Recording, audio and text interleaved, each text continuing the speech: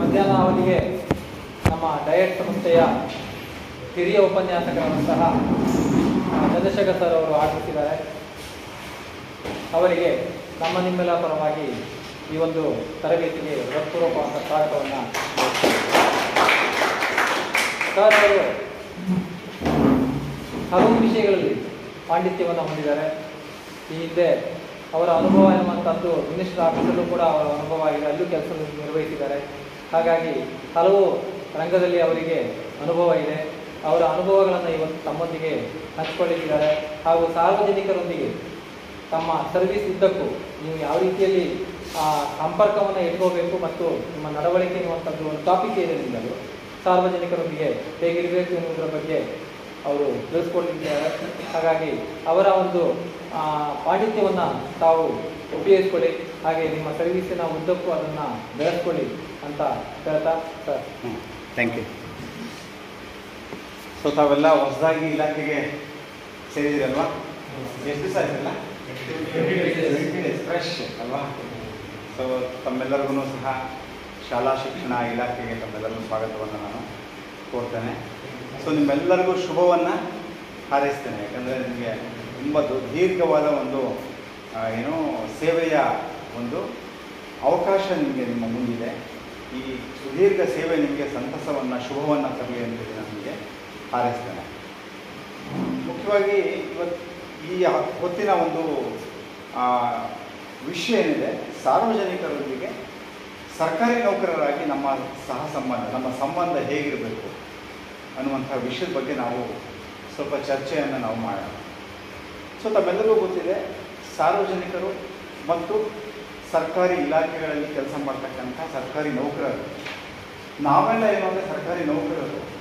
ಸರ್ಕಾರಿ ನೌಕರಿಗೆ ಸೇರಿದ ನಂತರ ನಮ್ಮನ್ನೇನಂತ ಕರೀತಾರೆ? ಸರ್ಕಾರಿ ನೌಕರರು. ಇನ್ನೂ ಒಂದು ಪದ ಇದೆ, ಗೌರ್ಮೆಂಟ್ ಸರ್ವೆಂಟ್ ಅಂತ ಅಲ್ವಾ? ಗೌರ್ಮೆಂಟ್ ಸರ್ವೆಂಟ್, ಸರ್ಕಾರಿ ಸೇವಕ ಅನ್ನುವಂಥ ಒಂದು ಪದವನ್ನು ಬಳಸ್ತಾರೆ. ಸೊ ಸೇವಕ ಅಂತ ಹೇಳಿದ್ರೆ ನಾವು ಸೇವೆಯನ್ನು ಮಾಡ್ತಕ್ಕಂಥವ್ರು. ಸೇವೆ ಅಂದರೆ ಏನು? ಯಾಕಂಗೆ ಅಂತಾರೆ? ಯಾರು ಹೇಳ್ತೀರಾ? ಸೇವೆ ಅಂದರೆ ಏನು? What you mean by service? ಸರ್ಕಾರಿ ಸೇವೆ ಅಂದರೆ ಏನು? ಬರೀ ಸೇವೆ ಅಂದರೆ ಏನು ಅಂತೀವಿ? ಸೇವೆ ಬೆನಿಫಿಟ್ ಇಲ್ಲದೆ ಮಾಡೋಂಥದ್ದು. ಕರೆಕ್ಟ್. ತಮ್ಮ ಹೆಸರು? ಯಾವುದೇ ಪ್ರತಿಫಲ ಆಕಾಂಕ್ಷೆ ಇಲ್ಲದೆ, ಪ್ರತಿಫಲದ ನಿರೀಕ್ಷೆ ಇಲ್ಲದೆ ಮಾಡುವಂಥದ್ದಕ್ಕೆ ನಾವು ಸೇವೆ ಅಂತ ಕರೀತಾರೆ. ಆದರೆ ಇಲ್ಲಿ ನಾವು ಪ್ರತಿಫಲ ನಿರೀಕ್ಷೆ ಮಾಡಲ್ವಾ? ಮತ್ತೆ ಬರುತ್ತೆ ನಮಗೆ. ಒಂದು ತಿಂಗಳಾದ್ಮೇಲೆ ಬರುತ್ತೆ, ಸ್ಯಾಲ್ರಿ ಬರುತ್ತೆ, ವೇತನ ಬರುತ್ತೆ. ಹಂಗಾದ್ರೆ ಸೇವೆನಾ?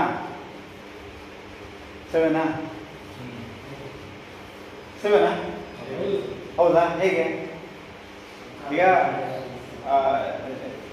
ಮಹೇಶ್ ಅವರು ಹೇಳಿದ್ರು, ಪ್ರತಿಫಲ ಇಲ್ಲದೇ, ಏನು ಬೆನಿಫಿಟ್ ಇಲ್ಲದೇ ನಾವು ಕೊಡುವಂಥ ಒಂದು ಕೆಲಸ, ನಾವು ಮಾಡ್ತಕ್ಕಂಥ ಕೆಲಸ ಕಾರ್ಯಕ್ಕೆ ನಾವು ಸೇವೆ ಎನ್ನುವಂಥ ಒಂದು ಪದವನ್ನು ನಾವು ಬಳಸ್ತೇವೆ. ಇಲ್ಲಿ ನಾವು ವೇತನವನ್ನು ಪಡೆದು ನಾವು ಕೆಲಸವನ್ನು ಮಾಡ್ತೇವೆ. ಸೇವೆ ಎಲ್ಲಿ ಬಂದಲ್ಲಿ? ಸೇವೆ ಅಂತ ಕರೀತಾರೆ, ಸರ್ಕಾರಿ ಸೇವಕ ಅಂತ ಕರೀತಾರೆ.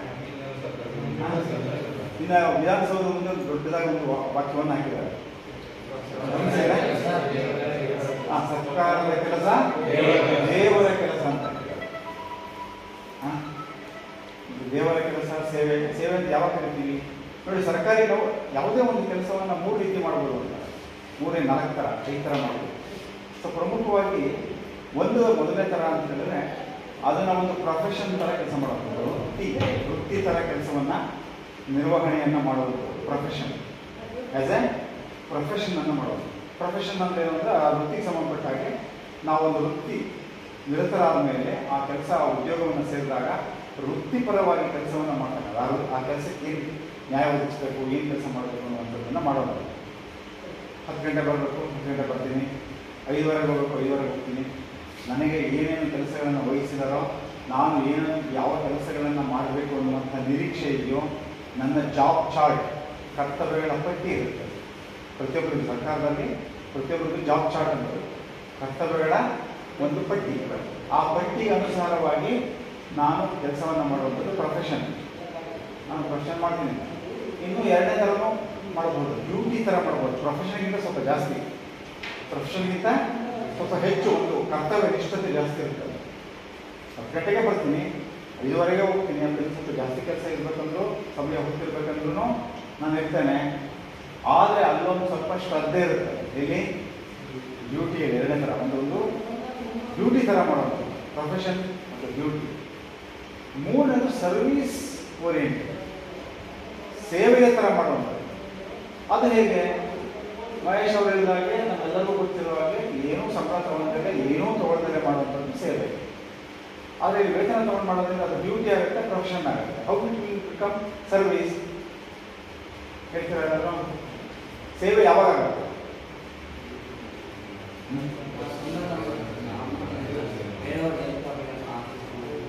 ಬೇರೆಯವ್ರಿಗೆ ಹೆಲ್ಪ್ ಆಗುತ್ತೆ. ಯಾವ್ದು ಹೆಲ್ಪ್ ಆಗುತ್ತೆ? ಯಾವುದು? ಸಾರ್ವಜನಿಕರಿಗೆ ಸಹಾಯ. ಯಾವ ಸಹಾಯ ಆಗುತ್ತೋ ಅವ್ರ ಕೆಲಸವನ್ನ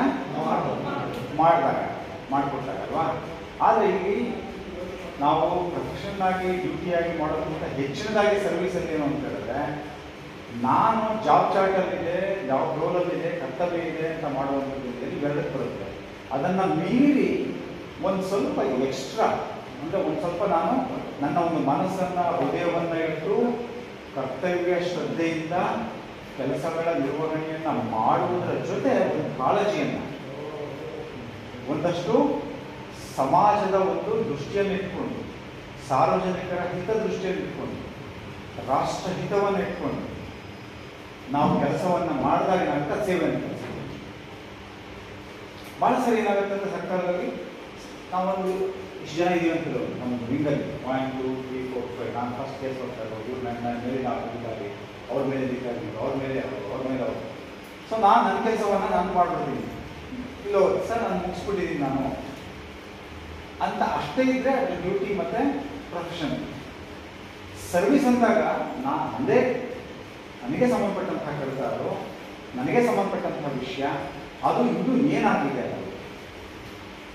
ಅವರ ಅಧಿಕಾರಕ್ಕೆ, ನನ್ನ ಮೇಲಿನ ಅಧಿಕಾರಿಗೆ ಹೋದಾಗ ಅದು ಯಾವ ಹಂತಕ್ಕೆ ಹೋಗಿದೆ, ಅಲ್ಲಿ ಏನಾಗಿದೆ ಅಂತ ಮುಂದೆ ಅದನ್ನು ಫಾಲೋಅಪ್ ಮಾಡೋದು, ಅದನ್ನು ಆ ಕೆಲಸವನ್ನು ತ್ವರಿತಗತಿಯಲ್ಲಿ ಮುಗಿಯುವಂತೆ ಕ್ರಮ ವಹಿಸುವಂಥದ್ದು, ಮತ್ತು ಅದು ಮುಗಿದ ಮೇಲೆ ಅವರಿಗೆ ಇನ್ಫಾರ್ಮೇಷನ್ ಕೊಟ್ಟು ಆ ಸರ್ವಿಸ್ ಆಯಿತು ಅನ್ನೋದಿಲ್ಲ.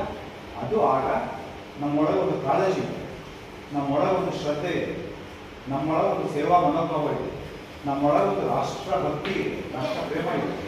ರಾಷ್ಟ್ರ ಪ್ರೇಮ, ರಾಷ್ಟ್ರಭಕ್ತಿ ಮತ್ತು ಕರ್ತವ್ಯ ನಿಷ್ಠತೆಯನ್ನು ಬರೀ ಬಾರ್ಡರ್ ಹೋಗಿ ಯುದ್ಧದಲ್ಲಿ ಫೈಟ್ ಮಾಡೋದ್ರಲ್ಲೇ ತೋರಿಸೋಕ್ಕಾಗಲ್ಲ, ಎಲ್ಲರಿಗೂ ಅವಕಾಶ ಸಿಗಲ್ಲ.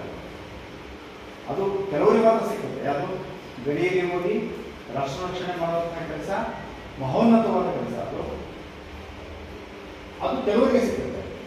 ಆದರೆ ನಮ್ಮಲ್ಲಿ ಕೆಲವರಿಗೆ ರಾಷ್ಟ್ರದೊಳಗಡೆ ನಾವು ಕೆಲಸ ಮಾಡುವಂಥ ವೇಳೆಯಲ್ಲಿ ನಮ್ಮದು ಸಹ ಸೇವೆ ಯಾವಾಗ ಆಗುತ್ತೆ ಅಂದರೆ, ನಾವು ಪ್ರತಿಯೊಬ್ಬರೂ ಸಹ ನಾವು ಯಾರ್ಯಾರು ಸೇವಾ ನೀಡ್ತೀವಿ, ಸರ್ಕಾರದ ಏನಾಗುತ್ತೆ, ಇದು ಸಾರ್ವಜನಿಕರ ಕೆಲಸಗಳನ್ನು ನಿರ್ವಹಣೆ ಮಾಡಲಿಕ್ಕೆ ಸೃಷ್ಟಿಯಾಗಿರುವಂತಹ ಒಂದು ವ್ಯವಸ್ಥೆ ಸರ್ಕಾರ. ಜನಸಾಮಾನ್ಯರು ಮತ್ತು ಒಂದು ಎಲ್ಲ ಜನರ ಕೆಲಸ ಕಾರ್ಯಗಳ ನಿರ್ವಹಣೆಗೆ ಒಂದು ಸರ್ಕಾರದ ಸೃಷ್ಟಿಯಾಗಿದೆ, ಒಂದು ಆಡಳಿತದ ವ್ಯವಸ್ಥೆ ಸೃಷ್ಟಿಯಾಗಿದೆ.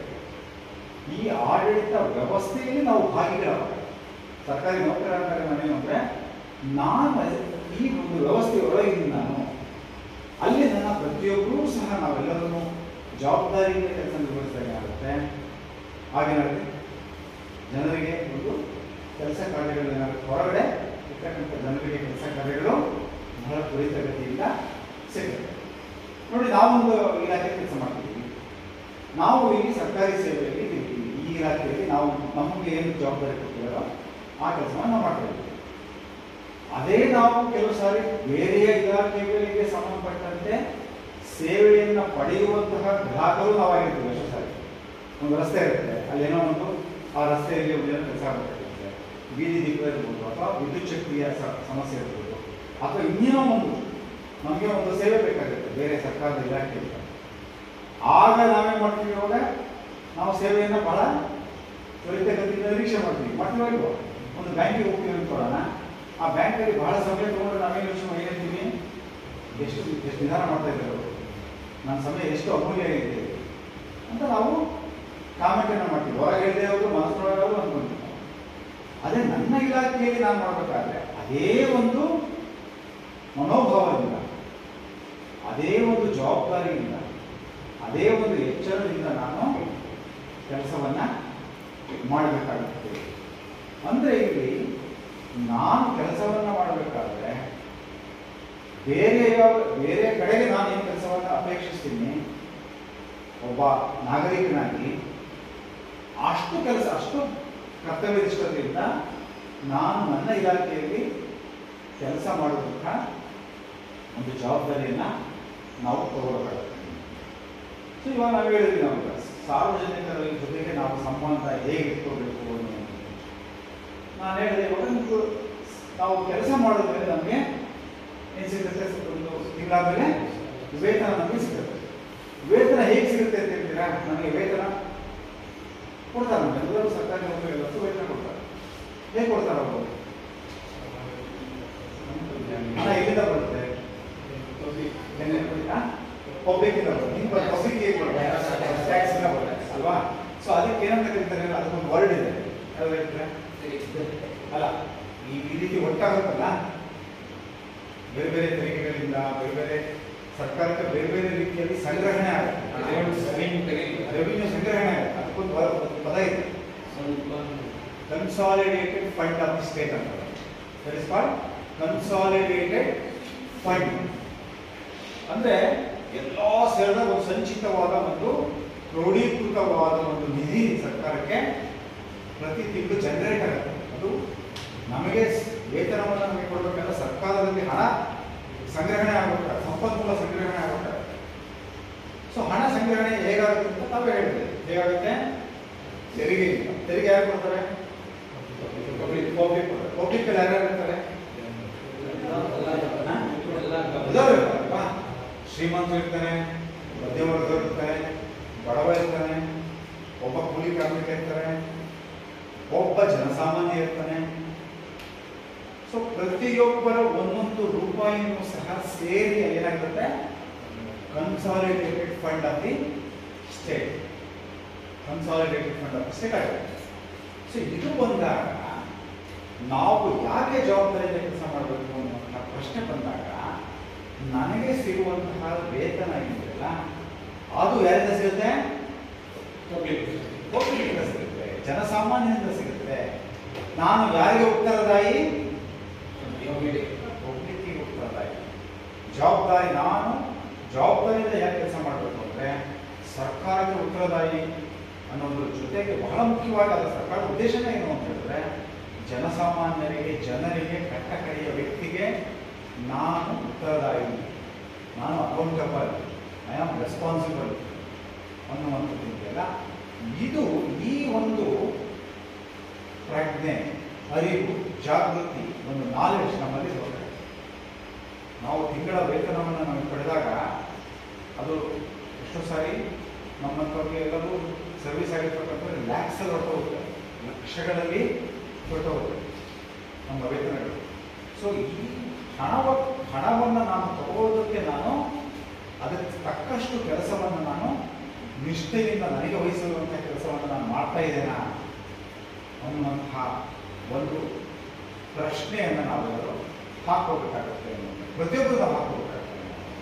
ಅದು ವೇತನ ಎಷ್ಟೇ ಇರಲಿ, ಅದು ಅವರವರ ಒಂದು ಸೇವಾನುಭವ, ಸೇವೆ ಸಲ್ಲಿಸಿದ ವರ್ಷ, ಅವರ ಹುದ್ದೆಗಳಿಗೆ ತಕ್ಕ ಹಾಗೆ ನಮಗೆ ಬೇಸಿಕ್ ಪೇ ಇರುತ್ತೆ. ನಮಗೆ ಗೊತ್ತಿದೆ, ಮೂಲ ವೇತನ ಮತ್ತು ಅದಕ್ಕೆ ವೃತ್ತಿ ಬರ್ತದೆ, ಎಲ್ಲವೂ ಸೇರಿ ನಮಗೆ ವೇತನವಾಗಿ ಬರುತ್ತೆ. ಸೊ ಈ ದೃಷ್ಟಿಯಿಂದ ನೋಡಿದಾಗ ನಾವುಗಳು ಜನಸಾಮಾನ್ಯರಿಗೆ ಮತ್ತು ನಾಗರಿಕರಿಗೆ ನಾವು ಎಷ್ಟು ಬದ್ಧತೆಯಿಂದ ಕೆಲಸ ಮಾಡಬೇಕು ಅನ್ನೋದು. ಸೊ ಸಾರ್ವಜನಿಕರೊಂದಿಗೆ ಸಂಬಂಧ ಅಂತ ಪ್ರಶ್ನೆ ಬಂದಾಗ ಹೇಗಿರಬೇಕು ಹೇಳೋದಿಲ್ಲ, ಸಾರ್ವಜನಿಕರೊಂದಿಗೆ ಸರ್ಕಾರಿ ನೌಕರರ ಸಂಬಂಧ ಹೇಗಿರಬೇಕು?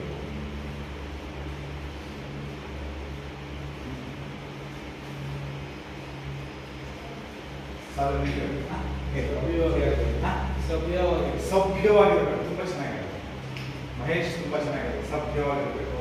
ಆಮೇಲೆ ಇನ್ಯಾರು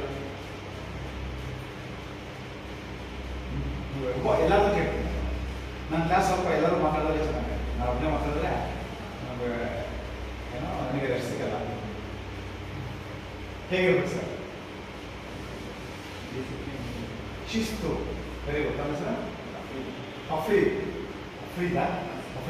ಅವರು ಹೇಳಿದ್ದಾರೆ ಸಭ್ಯವಾಗಿರ್ಬೇಕು. ತುಂಬ ಚೆನ್ನಾಗಿದೆ. ಸಭ್ಯವಾಗಿರ್ಬೇಕು.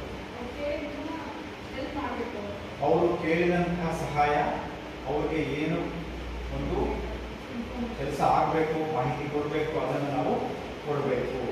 ಚೆನ್ನಾಗಿದೆ. ನಮ್ಮ ಹೆಸರು ಸುಮಾ. ಮಹೇಶ್ ಅವರು ಹೇಳಿದ್ದಾರೆ ಏನು ಹೇಳಿದರು? ಸಭ್ಯವಾಗಿರ್ಬೇಕು. ನೀವು ಹೇಳಿದ್ರು ಶಿಸ್ತು, ಸಭ್ಯತೆ, ಅವ್ರು ಕೇಳಿದ ಕೆಲಸವನ್ನು ಮಾಡಬೇಕು. Wow, reflective mirror. ಸ್ವಲ್ಪ ಎಕ್ಸ್ಪ್ಲೇನ್ ಮಾಡ್ತೀರಾ? ಅಂದರೆ ಅವರು ಯಾರು ಕೆಲಸಕ್ಕೆ ಬಂದಾಗ ಏನು ಬೇಕು ಅಂತ ಅವರು ಯಾವ ಥರ ರೆಸ್ಪಾನ್ಸ್ ಮಾಡಿರ್ತಾರೋ ಅದೇ ಥರ ರೆಸ್ಪಾನ್ಸ್ ಮಾಡಿದ್ರೆ ಅವರ ಒಂದು ಮೆಟ್ರಿಕ್ಸ್ ಇರುತ್ತೆ. ಅವರ ಥರ ಇರ್ತಾರೆ. ಜೈನ್ ಜಾಧವ್ ಚೆನ್ನಾಗಿದೆ.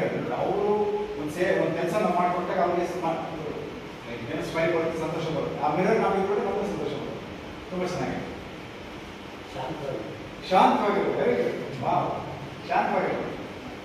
ಶಾಂತತೆ, ಶಿಸ್ತು, ಸಭ್ಯತೆ, ತುಂಬ ಚೆನ್ನಾಗಿದೆ. ನಮ್ಮ ಹೆಸರು ವರುಣ್ ಚೆನ್ನಾಗಿದೆ. ಶಾಂತವಾಗಿ. ರೈಟ್. ಅಂದರೆ ಏನ್ರಿ ಯಾಕೆ ಬಂದ್ರಿ ಅಂತ ಆ ಥರದ ನಡವಳಿಕೆ ಇಲ್ಲದೇ ಶಾಂತವಾಗಿ ನಾವು ಆಲಿಸೋಂಥದ್ದಿರ್ಬೋದು, ಅವ್ರ ಜೊತೆ ಮಾತಾಡೋಂಥದ್ದಿರ್ಬೋದು. ತುಂಬ ಚೆನ್ನಾಗಿದೆ. ನಾವು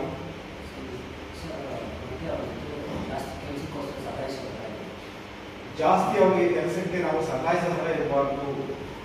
ಕೆಲಸಕ್ಕೆ ಅವ್ರು ಸತಾಯಿಸೋ ಥರ ಇರಬಾರ್ದು. ಹೌದು, ಅವ್ರು ಬರ್ತಾರೆ, ಬಂದಾಗ ನಾಳೆ ಬಾ ಅನ್ನೋದಕ್ಕಿಂತ ಬಹಳ ತ್ವರಿತವಾಗಿ ನಾವು ಕೆಲಸವನ್ನ ಮಾಡ್ತಕ್ಕಂಥದ್ದು ಏನಿದೆಯಲ್ಲ ಅದು ಮಾಡಬೇಕು ಅನ್ನೋದು. ಸರ್ ತಮ್ಮ ಹೆಸರು? ಹಾಂ, ಸಂದೀಪ್ ಚೆನ್ನಾಗಿದೆ. ಆಮೇಲೆ ನೆಕ್ಸ್ಟ್ ಸರ್, ಸೌಜನ್ಯದಿಂದ ಇರಬೇಕು. ಇದು ಬಹಳ ಚೆನ್ನಾಗಿದೆ. ಸೌಜನ್ಯದಿಂದ ಹೆಂಗದು? ಸೌಜನ್ಯದಿಂದ ಸಭ್ಯತೆ, ಸೌಜನ್ಯ ಸ್ವಲ್ಪ ಎಲ್ಲ ಹತ್ತತ್ರ ಬರುತ್ತೆ. ಸರ್ ತಮ್ಮ ಹೆಸರು? ಅಖಿಲ್ ಹೇಳಿ. ತುಂಬ ಚೆನ್ನಾಗಿದೆ. ಸೌಜನ್ಯ ಅಂದ್ರೆ ಹೇಗೆ? ಆಪೋಸಿಟ್ ವರ್ಡ್ ದೌರ್ಜನ್ಯ. ಸೌಜನ್ಯ ಅಂದ್ರೆ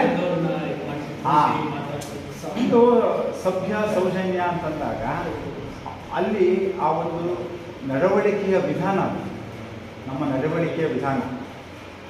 ಎಷ್ಟೋ ಸರಿ ನಮ್ಮ ಕಚೇರಿಗಳಿಗೆ ಅವರ ಒಂದು ವೇಷಭೂಷಣಗಳು ಅಥವಾ ಅವರು ಹಾಕೊಳ್ತಕ್ಕಂಥ ಬಟ್ಟೆಗಳು ಎಷ್ಟೋ ಸಾರಿ ಏನಾಗ್ತದೆ, ಸಾಮಾನ್ಯವಾಗಿ ಬಹಳ ಒಂದು ರೀತಿಯಲ್ಲಿ ಅವರ ಒಂದು ಆರ್ಥಿಕ ಸ್ಥಿತಿ, ಅವರ ಒಂದು ಸಾಮಾಜಿಕ ಸ್ಥಿತಿಯಲ್ಲಿ ಅವರು ಯಾವುದೇ ರೀತಿ ಬಂದಾಗಲೂ ಸಹ ಅವರಿಗೆ ಪ್ರಜೆಗಿರುವಂತಹ ಹಕ್ಕು ಮತ್ತು ಅವರಿಗಿರುವಂತಹ ಘನತೆ, ಇದು ನೋಡಿ ಸೌಜನ್ಯ ಅಂದಾಗ ಇದು ಘನತೆ. ನಮ್ಮ ಭಾರತದ ಸಂವಿಧಾನ ಪ್ರತಿಯೊಬ್ಬರಿಗೂ ಘನತೆಯಿಂದ ಜೀವಿಸುವಂತಹ ಒಂದು ಹಕ್ಕನ್ನು ಭಾರತದ ಸಂವಿಧಾನ ಪ್ರತಿಯೊಬ್ಬರಿಗೂ ಕೊಟ್ಟಿದೆ. Irrespective of their income, caste, Creed, colour, what ever, ಏನೇ ಹಿನ್ನೆಲೆ ಇದ್ದರೂ ಸಹ ಎಲ್ಲದಕ್ಕಿಂತಲೂ ಹೆಚ್ಚಾಗಿ ಅವರಿಗೆ ಘನತೆ ಇದೆ.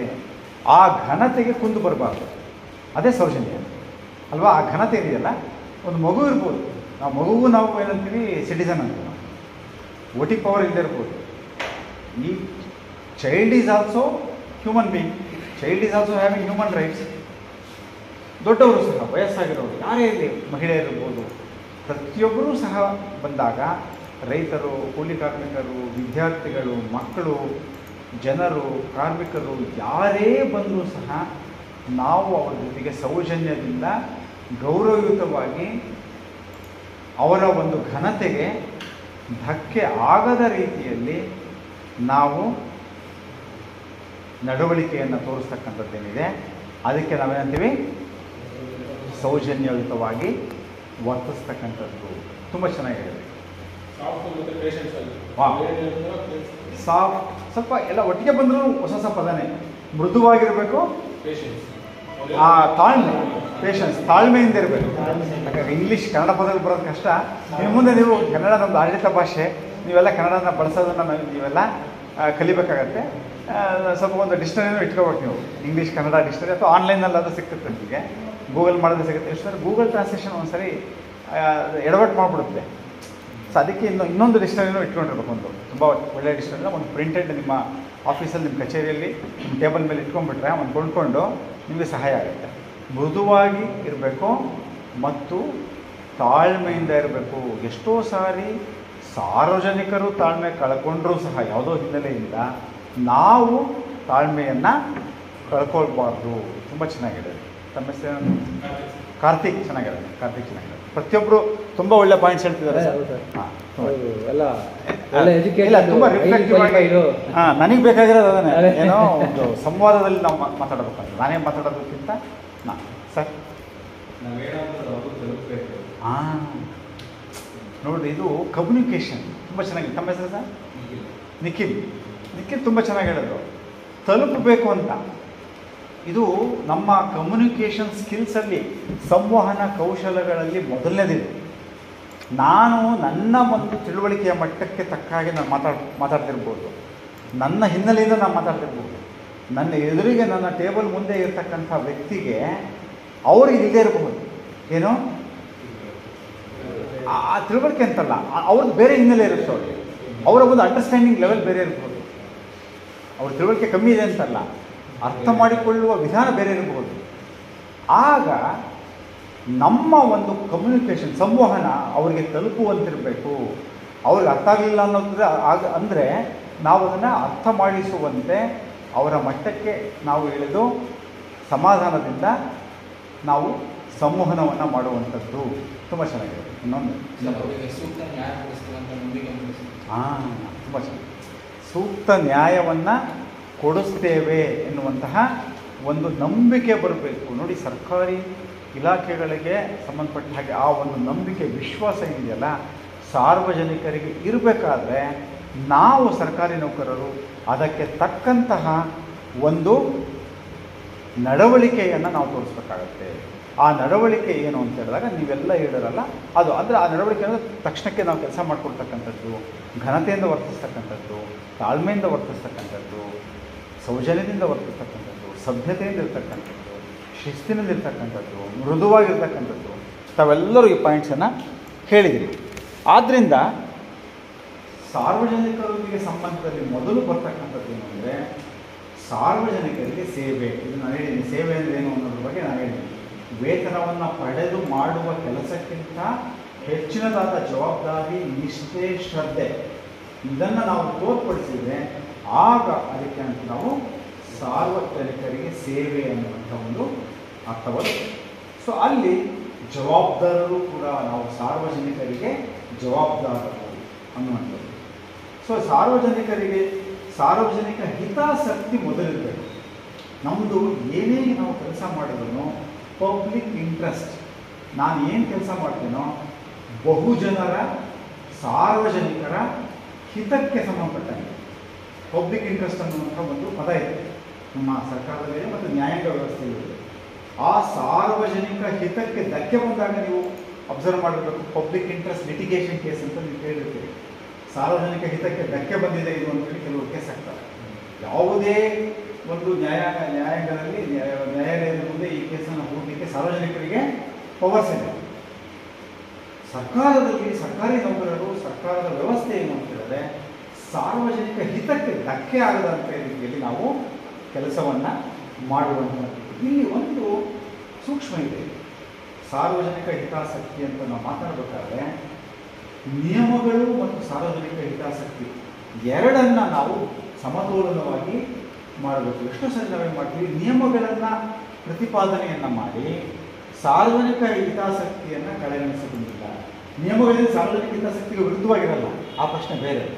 ಆದರೆ ನಿಯಮಗಳ ನೆಪವೊಡ್ಡಿ ಕೆಲವು ಸರಿ ಹಿಂಗಾಗುತ್ತೆ. ಕೆಲವರು ಈ ಒಂದು ನಿಯಮದಿಂದ ಇದನ್ನು ಮಾಡೋಕ್ಕಾಗಲ್ಲ, ಆದರೆ ಇನ್ನೊಂದು ನಿಯಮದಲ್ಲಿ ಅದಕ್ಕಿಂತ ಒಂದು ನಿಯಮದಲ್ಲಿ ಅವಕಾಶ, ಅಲ್ಲಿ ಸಾರ್ವಜನಿಕ ಹಿತನೂ ಸಹ ಬರುತ್ತೆ. ಅಲ್ಲಿ ನಾವು ಒಂದು ಸರ್ಕಾರಿ ನೌಕರನಾಗಿ ಯಾವ ಸಮತೋಲನವನ್ನು, ನಿಯಮಗಳನ್ನ ಬಿಡಾಗಿಲ್ಲ ನಾವು, ನಮ್ಮ ಸರ್ಕಾರಿ ನೌಕರರಿಗೆ ಸರ್ಕಾರಿ ನಿಯಮಗಳು ಬಹಳ ಮುಖ್ಯವಾಗಿರುವಂಥದ್ದು.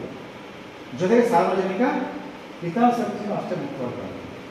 ನಿಯಮಗಳ ಪಾಲನೆ ಸಾರ್ವಜನಿಕ ಹಿತಾಸಕ್ತಿಗೆ ಅಡ್ಡಿ ಬರದಂತೆ ನಿಯಮಗಳು ಸಾರ್ವಜನಿಕ ಹಿತಾಸಕ್ತಿಗೆ ಇದೆ, ಇಲ್ಲ ಅಂತಿಲ್ಲ. ಆದರೆ ಯಾವುದೋ ಒಂದು ನಿಯಮವನ್ನು ತೋರಿಸಿ ನಮ್ಮ ಕೆಲಸವನ್ನು ವಿಧಾನವನ್ನು ನಾವು ಮಾಡೋಲ್ಲ. ಅದಕ್ಕೆ ನಾವು ಸಮತೋಲನವನ್ನು ಅಂತ ಒಂದು ಪದವನ್ನು ನಾನು ಬಳಸ್ತೇವೆ. ಸೊ ಅದರಿಂದ ನಾವು ನಿಯಮಗಳನ್ನ ತಿಳ್ಕೊಬೇಕು. ನಾವು ಮೊದಲು ನನ್ನ ಸರ್ಕಾರಿ ನೌಕರನಾಗಿ ನಾನು ಯಾವ ನಿಯಮದಲ್ಲಿ ನಾನು ಕೆಲಸ ಮಾಡಬೇಕಾಗತ್ತೆ.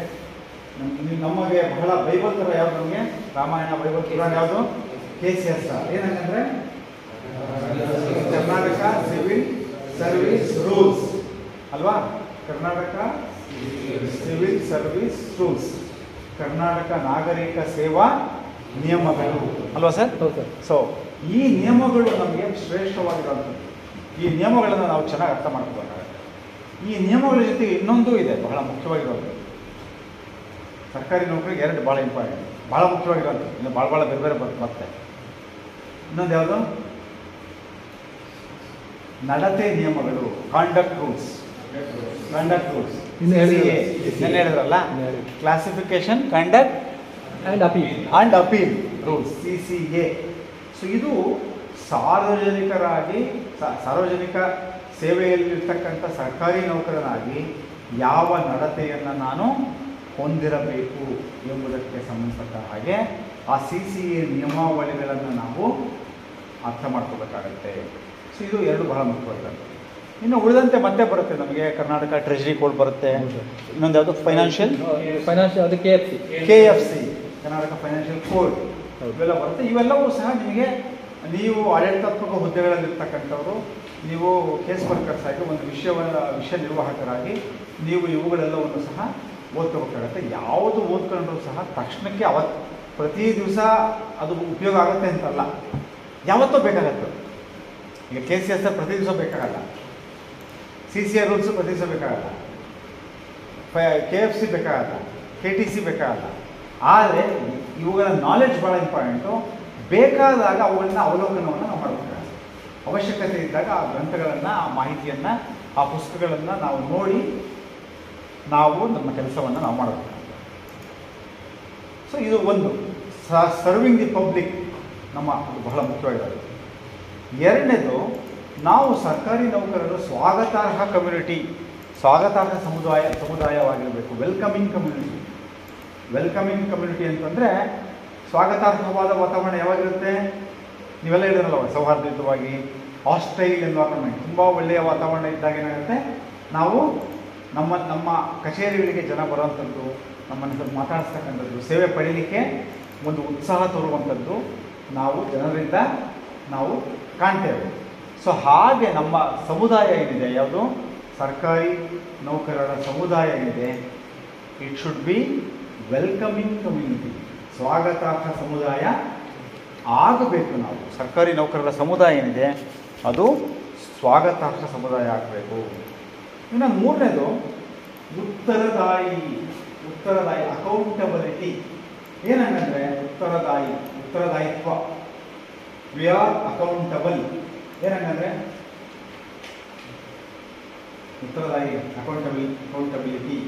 ಅಕೌಂಟಬಲ್ ಅಂದರೆ ಏನು?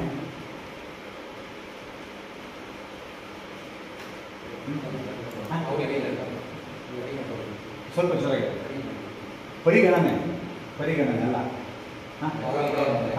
ಅವರಿಗೆ ಲೆಕ್ಕ ಕೊಡ್ತಾರೆ. ಸ್ವಲ್ಪ ಹತ್ರದಲ್ಲಿದ್ದೀರಾ, ಸ್ವಲ್ಪ ಒಂಚೂರು ಅರ್ಥ ಆಗ್ತಾ ಇರ್ಬೋದು. ಹೇಗೆ ಅಂದರೆ ಆನ್ಸರಬಲ್. ಓಕೆ, ಆನ್ಸರಬಲ್ ಅದು ಸ್ವಲ್ಪ ಅಕೌಂಟಬಿಲಿಟಿ ಇದೆ, ಬಿಗರ್ ವರ್ಡ್, ಸ್ವಲ್ಪ ವೆಯ್ಟ್ ಜಾಸ್ತಿ ಇದೆ ಅದಕ್ಕೆ. ರೆಸ್ಪಾನ್ಸಿಬಲ್ ಇನ್ನು ಸ್ವಲ್ಪ ಮೇಲೆ. Accountability is much more bigger than responsible. Answerable ಸ್ವಲ್ಪ ಮೇಲೆ ಇದೆ. ಯಾವ ಅರ್ಥದಲ್ಲಿ ಅಂತ ಒಂಚೂರು ಹೇಳ್ಬೇಕಾಗುತ್ತೆ. ಸೊ ಅಕೌಂಟಬಲ್ ಅಂದಾಗ ನಾನು ತಗೊಳ್ತಕ್ಕಂಥ ಸರ್ಕಾರಿ ನೌಕರನಾಗಿ ನಾನು ಮಾಡುವಂತಹ ಕೆಲಸ, ನಾನು ತೆಗೆದುಕೊಳ್ಳುವಂತಹ ನಿರ್ಧಾರಗಳು ಜವಾಬ್ದಾರಿಯಿಂದ ಕೂಡಿದ್ದು, ಅವುಗಳ ಪರಿಣಾಮಗಳಿಗೆ ನಾನು ಜವಾಬ್ದಾರ. ಅಲ್ಲೇನಾದರೂ ನೆಗೆಟಿವ್ ಆದರೆ ನನ್ನ ಮೇಲೆ ಆ್ಯಕ್ಷನ್ ಆಗುತ್ತೆ. ಅಕೌಂಟಬಿಲಿಟಿ ಅದು my actions and my decisions are accountable. That means if my actions and my decisions are not in tune with the public interest, if they are causing damage or if they are causing inconvenience, ಅಥವಾ ಬೇಕಾದಂತಹ ಸೇವೆ ಕೊಡ್ತಿಲ್ಲ ಅಂತಂದಾಗ ಏನಾಗುತ್ತದೋ ಆವಾಗ ನಾವು ಜವಾಬ್ದಾರ ಆಗ್ತೀವಿ. ಜವಾಬ್ದಾರಿನ ಜಾಸ್ತಿ ಇರುತ್ತೆ. ಅಕೌಂಟಬಲ್ ನಮಗೆ ಒಂದು ನಮ್ಮ ಮೇಲೆ CCA ನಿಯಮ ಮಾಡಿ. CCA ಅಂದರೆ ಅದು ಕ್ಲಾಸಿಫಿಕೇಶನ್ ಆ್ಯಂಡ್ ಅಪೀಲ್ ರೂಲ್ಸಲ್ಲಿ ನೀನು ಸರ್ಕಾರಿ ನೌಕರರಿಗೆ ತಕ್ಕಂತಹ ನಡವಳಿಕೆಯನ್ನು ನೀವು ಹೊಂದಿಲ್ಲ ಅನ್ನುವಂಥ ಒಂದು ಇದರಲ್ಲಿ ನೋಟಿಸ್ ಕೊಡ್ತಾರೆ, ಅದಕ್ಕೊಂದು ವಿಚಾರಣೆ ಮಾಡ್ತಾರೆ. ಅದು ಸೊ ಅದು ಅಕೌಂಟಬಿಲಿಟಿ ಅಂದರೆ ಅದು. ಸುಮ್ಮನೆ ನಾನೇನೋ ಏನು ಕೆಲಸ ಮಾಡಿದ್ರು I cannot get along with what ever I do. ನಾನೇನು ಮಾಡಿದ್ರು ನನಗೆ ಯಾರೂ ಗಮನಿಸಲ್ಲ ಅನ್ನೋ ಥರ ಇಲ್ಲ. ಸರ್ಕಾರದಲ್ಲಿ ಏನು ಅಂದರೆ ಪ್ರತಿಯೊಂದನ್ನು ಸಹ ಅವಲೋಕಿಸುವಂಥದ್ದು ನಮ್ಮ ಒಂದು ಕ್ರಿಯೆಗಳು, ನಮ್ಮ ವರ್ತನೆಗಳು, ನಮ್ಮ ಒಂದು ಚಟುವಟಿಕೆಗಳು, ನಾವು ಮಾಡುವಂತಹ ಕೆಲಸ, ಇವೆಲ್ಲವುಗಳನ್ನು ಅವಲೋಕಿಸಿ ಅವೆಲ್ಲವುಗಳನ್ನು ಗಮನಿಸುವಂತಹ ವ್ಯವಸ್ಥೆ ಇರುತ್ತೆ. ನಮ್ಮ ಮೇಲಧಿಕಾರಿಗಳು ಗಮನಿಸ್ತಾ ಇರ್ತಾರೆ, ಜನಸಾಮಾನ್ಯರು ಗಮನಿಸ್ತಾ ಇರ್ತಾರೆ, ಬೇರೆ ಬೇರೆಯ ಒಂದು ಮಾಧ್ಯಮಗಳು ಅಥವಾ ಇವತ್ತೆಲ್ಲ ನಿಮಗೆ ಗೊತ್ತಿದೆ ಸೋಷಿಯಲ್ ಮೀಡಿಯಾ ಎಲ್ಲವೂ ಸಹ ತುಂಬ ಸಶಕ್ತವಾಗಿದೆ. ಪ್ರತಿಯೊಬ್ಬರು ಸಹ ಒಂದು ರೀತಿಯಲ್ಲಿ ಎಲ್ಲೋ ಒಂದು ಕಡೆಗೆ ನಾವು ಅಕೌಂಟಬಿಲಿಟಿಯಲ್ಲಿ ಇದ್ದೇ ಇರ್ತೀವಿ. ನಾವು ಬರೋದ್ರಿಂದ ನಾವು ಈ ದೃಷ್ಟಿಯಲ್ಲಿ ನಾವು ಸದಾ ಎಚ್ಚರದಿಂದ ಇರಬೇಕು. ಭಯಪಡೋಂಥದ್ದಿಲ್ಲ, ಎಚ್ಚರವಾಗಿ ಇರಬೇಕಾಗುತ್ತೆ. ಭಯ ಆದರೆ ಕೆಲಸ ಮಾಡೋಕ್ಕಾಗಲ್ಲ. ಎಚ್ಚರಿಕೆಯಿಂದ ಜಾಗರೂಕತೆಯಿಂದ ನಾವು ಕೆಲಸಗಳನ್ನು ಮಾಡಬೇಕಾಗತ್ತೆ. ಸರ್ಕಾರಿ ನೌಕರರ ಇರಬೇಕಾದಂಥ ಒಂದು ಎಚ್ಚರಿಕೆಯನ್ನು ನಾವು ಹೊಂದಿರಬೇಕಾಗತ್ತೆ. ಬಹಳ ಮುಖ್ಯವಾಗಿ ಪಕ್ಷಾತೀತವಾಗಿರಬೇಕು. ಅಪೊಲಿಟಿಕಲ್. ನಾವು ಸರ್ಕಾರದ ನೌಕರರಾಗಿ ನಮ್ಮ ನಡವಳಿಕೆ, ನಮ್ಮ ಸಂಬಂಧ ಸಾರ್ವಜನಿಕರ ಜೊತೆ ಹೇಗಿರಬೇಕು ಅಂದರೆ ಪಕ್ಷಾತೀತವಾಗಿರಬೇಕು, ಜಾತ್ಯತೀತವಾಗಿರಬೇಕು, ಧರ್ಮಾತೀತವಾಗಿರಬೇಕು, ಲಿಂಗಾತೀತವಾಗಿರಬೇಕು. ಅದೆಲ್ಲ ಇದು ನಾವು ಬಡವ ಬಲ್ಲಿದ ಜಾತಿ ಧರ್ಮ ಲಿಂಗ ಯಾವ ಲೆಕ್ಕ ಅಲ್ಲ. ವಯಸ್ಸು ನಾನು ಹೇಳಿದೆ, ಮಕ್ಕಳು ಬಂದರೂ ಸರ್ವಿಸ್ ಕೊಡಬೇಕು, ಮಹಿಳೆಯರು ಬಂದರೆ ಕೊಡಬೇಕು, ರೈತರು ಬಂದರೆ ಕೊಡಬೇಕು, ಕಾರ್ಮಿಕರು ಬಂದರೆ ಕೊಡಬೇಕು, ಎಲ್ಲರಿಗೂ ಸಮಾನತೆ. ಮತ್ತು ರಾಜಕೀಯ ಯಾವುದೇ ರಾಜಕೀಯ ಪಕ್ಷಗಳ ಜೊತೆ ಗುರುತಿಸಿಕೊಳ್ಳುವ ಹಾಗಿಲ್ಲ, ಪಕ್ಷಾತೀತವಾಗಿರಬೇಕು. ಸೊ ಇದು ಬಹಳ ಮುಖ್ಯವಾಗಿರೋದು. ಆಮೇಲೆ ಕಾಂಡಕ್ಟ್ ರೂಲ್ಸನ್ನು ನಾವು ಫಾಲೋ ಮಾಡೋಂಥದ್ದು. ನಡತೆಯ ನಿಯಮಗಳು ಇದೆಯಲ್ಲ, ಅದನ್ನು ಆ ಒಂದು ಸಹ ಆ ಕ್ಲಾಸ್ ತಗೊಳ್ತಾರೆ. ನಡತೆಯ ನಿಯಮಗಳು, ಸರ್ಕಾರಿ ನೌಕರರಿಗೆ ನಡತೆಯ ನಿಯಮಗಳಿದ್ದಾವೆ. ಈ ನಡತೆಯ ನಿಯಮಗಳನ್ನು ತಿಳ್ಕೊಂಡು, ಸರಿ ನಮಗೆ ಗೊತ್ತಿಲ್ಲ ಮಾಹಿತಿ, ನನಗೆ ಯಾರು ಹೇಳಲಿಲ್ಲ ಅನ್ನೋದು ನಿಮಗೆ ತರಬೇತಿ ಆಗುತ್ತೆ. ಆದಮೇಲೆ ಯಾವುದೋ ಒಂದು ವಿಷಯ ನೀವು ನಡತೆಯ ನಿಯಮಗಳಿಗೆ ಸಂಬಂಧಪಟ್ಟಂಥ ಪುಸ್ತಕವನ್ನು ನೀವು ಓದ್ಬಿಟ್ಟು ನಾವು ಅದನ್ನು ಫಾಲೋ ಮಾಡಬೇಕು. ನನಗೆ ಗೊತ್ತಿಲ್ಲ ಅಂತ ಹೇಳಿ ignorance of law is of no excuse. ಕೇಳಿದ ಅವರು ಪದ, ignorance of law is of no excuse. Helmet ಹಾಕಬೇಕು ಅಂತ ನನಗೆ ಗೊತ್ತಿರಲಿಲ್ಲ, ಕಾನೂನು ಇದೆ ಅಂದರೆ ಇಗ್ನೋರೆನ್ಸ್, ನನಗೆ ಗೊತ್ತಿಲ್ಲ ಅಂತ ಹೇಳಿದ್ರೆ ಫೈನ್ ಕೊಡೋದೇನು ತಪ್ಪಲ್ಲ ಅಲ್ವಾ? ಸೊ ಬೆಲ್ಟ್ ಹಾಕಬೇಕು, ನಮಗೆ ಇದಕ್ಕೆ ಕಾರಲ್ಲಿ ಸೀಟ್ ಬೆಲ್ಟ್ ಹಾಕಬೇಕು ಅನ್ನೋದು ನನಗೆ ಗೊತ್ತಿಲ್ಲ, ಇಷ್ಟು ಪೆನಾಲ್ಟಿ ಆಗುತ್ತೆ ಅಂತ ಗೊತ್ತಿಲ್ಲ ಅಂದರೆ ಕೊಡಲ. ಇಲ್ಲಪ್ಪ ಗೊತ್ತಿದ್ದರೆ ನನ್ನ ತಪ್ಪಲ್ಲ, ನನಗೆ ಗೊತ್ತಿಲ್ಲ, ನೀನು ತಿಳ್ಕೊಬೇಕು. ಇದು ಎಷ್ಟು ನಿಯಮಗಳಿದಾವೆ ಸರ್ಕಾರದಲ್ಲಿ. ಸೊ ಅವಾಗ ಏನಂದರೆ ನಾವು ಮಿನಿಮಮ್ ಆಗಿರೋಂಥದ್ದೆಲ್ಲ ನಾಗರಿಕರಾಗಿ ತಿಳ್ಕೊಬೇಕಾಗುತ್ತೆ, ಬೇರೆ ಬೇರೆ. ಹಾಗೆ ನಾವು ಸರ್ಕಾರಿ ನೌಕರರಾಗಿ ಏನು ನಡತೆ ನಿಯಮಗಳಿದ್ದಾವೆ ಅನ್ನುವಂಥದ್ದನ್ನು ನಾವು ತಿಳ್ಕೊಳ್ಳುವಂಥದ್ದು ಬಹಳ ಮುಖ್ಯವಾಗಿರುತ್ತೆ. ಜೊತೆಗೆ ಸಾರ್ವಜನಿಕರ ಕುಂದುಕೊರತೆಗಳಿಗೆ ಸ್ಪಂದಿಸ್ತಕ್ಕಂಥದ್ದು. ಸಾರ್ವಜನಿಕರಿಗೆ ಬಹಳ ಒಂದು ಸಮಸ್ಯೆ ಆಗ್ತಕ್ಕಂಥದ್ದು, ಅವರಿಗೆ ತೊಂದರೆ ಆಗ್ತಕ್ಕಂತಹ ಒಂದು ವಿಚಾರಗಳಿಗೆ ಸ್ಪಂದನೆ ಇದೆಯಲ್ಲ, ಆ ರೆಸ್ಪಾನ್ಸ್ ಮಾಡ್ತಕ್ಕಂಥದ್ದು ಇದೆಯಲ್ಲ, ಅದು ನಮ್ಮ ಸರ್ಕಾರದ ನೌಕರನಾಗಿ ನನ್ನ ಒಂದು ಪ್ರಥಮವಾದ ಕರ್ತವ್ಯ ಆಗುತ್ತೆ ಅನ್ನುವಂಥದ್ದು. ಈ ಪಾಯಿಂಟ್ ನೀವು ಆಗಲೇ ಹೇಳಿದರೆ ತಕ್ಷಣವೇ ಕ್ರಿಯಾಶೀಲರಾಗುವಂಥದ್ದು. ಅದರಿಂದ ಏನಂತ ನಾವು ಯಾವುದೇ ಕೆಲಸವನ್ನು ಬೇಗ ಕ್ರಿಯಾಶೀಲವಾಗಿ ಮಾಡುವಂಥದ್ದು.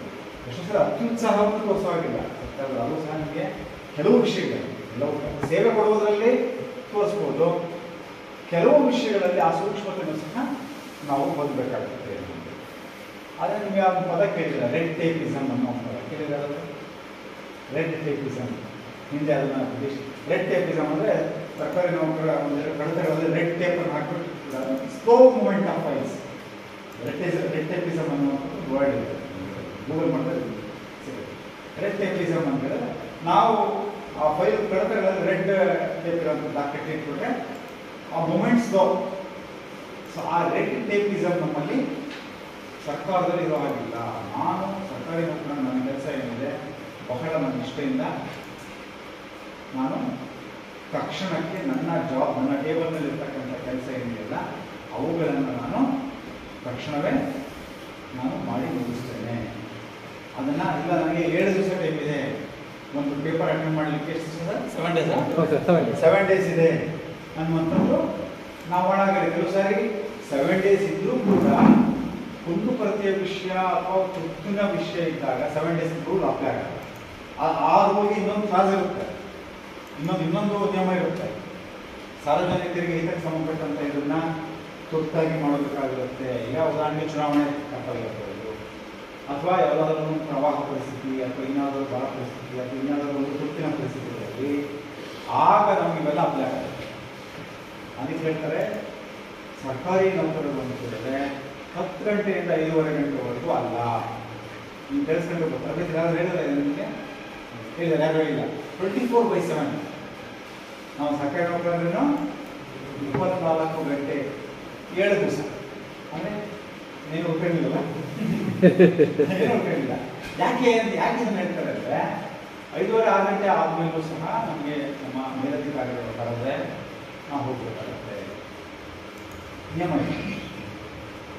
ತುರ್ತಿನ ಸಂದರ್ಭದಲ್ಲಿ ಭಾನುವಾರ ಇರ್ಬೋದು, ಅಥವಾ ಎಮರ್ಜೆನ್ಸಿ ಸಿಚುವೇಶನ್ಸ್ ಬಂದ್ಬಿಡುತ್ತೆ. ಎಷ್ಟೋ ಸಾರಿ ಕೆಲವು ಸಾರಿ ತುಂಬ ಎಮರ್ಜೆಂಟ್ ಸಿಚುವೇಶನ್ಸ್ ಅಂದರೆ ಒಂದು ಅಪಘಾತಗಳಾಗಿರ್ಬೋದು, ಅಥವಾ ಇನ್ನೂ ಒಂದು ಇದ್ದಾಗ ಎಲ್ಲ ಇಲಾಖೆನ ಪೂರ್ ಮಾಡ್ತಾರೆ ಅವರು.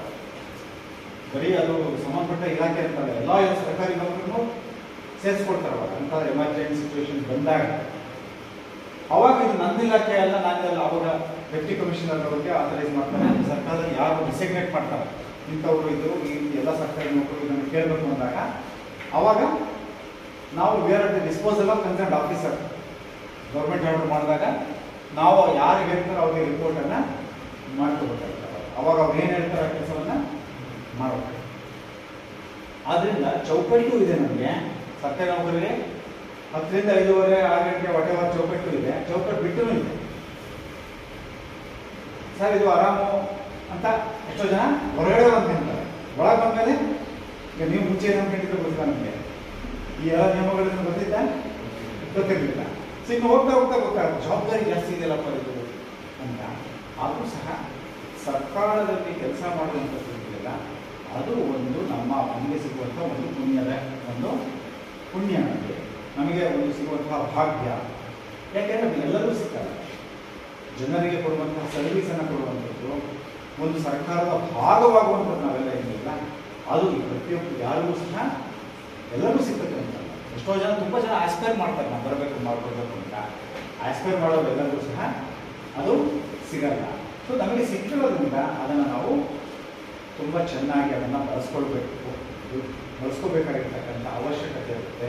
ಮತ್ತು ಅದಕ್ಕೆ ತಕ್ಕ ಹಾಗೆ ನಮ್ಮ ನಡವಳಿಕೆಗಳನ್ನು ಸಾರ್ವಜನಿಕರೊಂದಿಗೆ ನಾವು ತೋರಿಸ್ಬೇಕಾಗತ್ತೆ ಅನ್ನುವಂಥದ್ದು. ಇದರಲ್ಲಿ CCA ನಿಯಮಾವಳಿಗಳಲ್ಲಿ ಒಂದು ಸ್ವಲ್ಪ ಇದಾವೆ. ಅದನ್ನು ನೀವು ಮೋಸ್ಟ್ಲಿ ಕೇಳಿಸ್ಕೊಂಡಿರ್ತೀರ. ಕೆಲವನ್ನ ನಾನು ಇದಕ್ಕೆ ಸಂಬಂಧಪಟ್ಟಂಗೆ ಮಾತ್ರ ಈ ಸಾರ್ವಜನಿಕರೊಂದಿಗೆ ಯಾವ ರೀತಿಯಲ್ಲಿ ಸಂಬಂಧ ಹೊಂದಿರಬೇಕು ಅನ್ನುವಂಥದ್ದು ಇದೆಯಲ್ಲ, ಸೊ ಅದಕ್ಕೆ ಸಂಬಂಧಪಟ್ಟಂಗೆ ಕೆಲವು ನಿಯಮಗಳಿದೆ. ಕೆಲವನ್ನ ನಿಮಗೆ ಸಾಮಾನ್ಯವಾಗಿರ್ತಕ್ಕಂಥ ಒಂದು ನಿಯಮಗಳು. ಇದು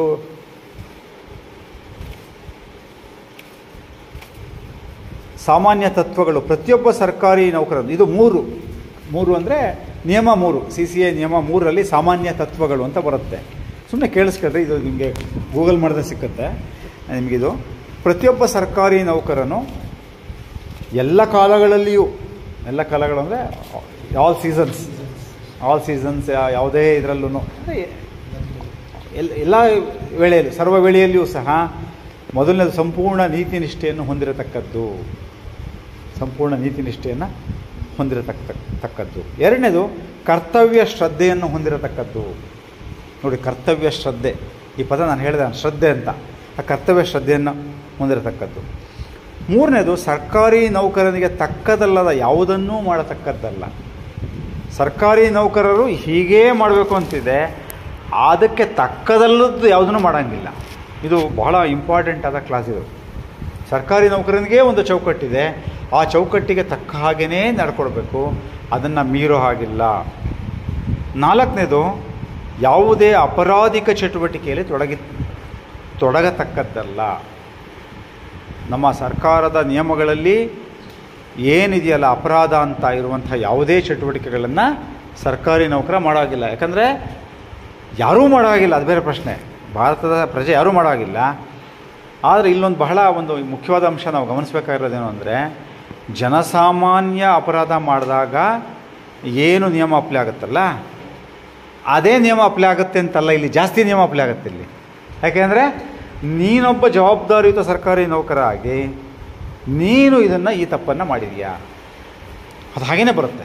ಆವಾಗ ನಮಗೆ ಶಿಕ್ಷೆ ಸ್ವಲ್ಪ ಜಾಸ್ತಿ ಆಗುತ್ತೆ. ಸೊ ಇದನ್ನು ನಾವು ಗಮನದಲ್ಲಿಟ್ಕೋಬೇಕು. ಇದೇ ಸಾಮಾನ್ಯ ತತ್ವದಲ್ಲಿ ಎರಡನೇದು, ಪ್ರತಿಯೊಬ್ಬ ಸರ್ಕಾರಿ ನೌಕರನು ಉನ್ನತ ನೈತಿಕ ಆದರ್ಶಗಳನ್ನು ಹೊಂದಿರತಕ್ಕದ್ದು. ನೋಡಿ, ಸಾರ್ವಜನಿಕರೊಂದಿಗೆ ಸಹಸಂಬಂಧವನ್ನು ಹೊಂದಬೇಕಾದ್ರೆ ಸರ್ಕಾರಿ ನೌಕರನಾಗಿ ನಾನು ಉನ್ನತ ನೈತಿಕ ಆದರ್ಶಗಳನ್ನು ಹೊಂದಿರಬೇಕು, ಮಾರಲ್ ವ್ಯಾಲ್ಯೂಸ್. ಎರಡನೇದು ರಾಜಕೀಯವಾಗಿ ತಟಸ್ಥನಾಗಿರತಕ್ಕದ್ದು, ಇದು ಚರ್ಚೆ ಮಾಡಿದ್ವಿ ನಾವು.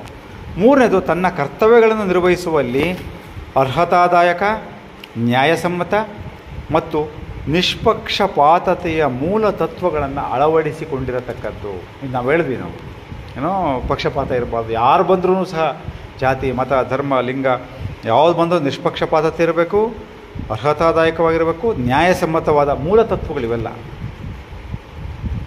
ನಾಲ್ಕನೇದು ಉತ್ತರದಾಯಿತ್ವ ಮತ್ತು ಪಾರದರ್ಶಕತೆಯನ್ನು ನಿರ್ವಹಿಸತಕ್ಕದ್ದು. ಇದು ಭಾಳ ಟ್ರಾನ್ಸ್ಪರೆನ್ಸಿ. ನೋಡಿ, ಇದೊಂದು ನಾವು ಡಿಸ್ಕಸ್ ಮಾಡಲಿಲ್ಲ.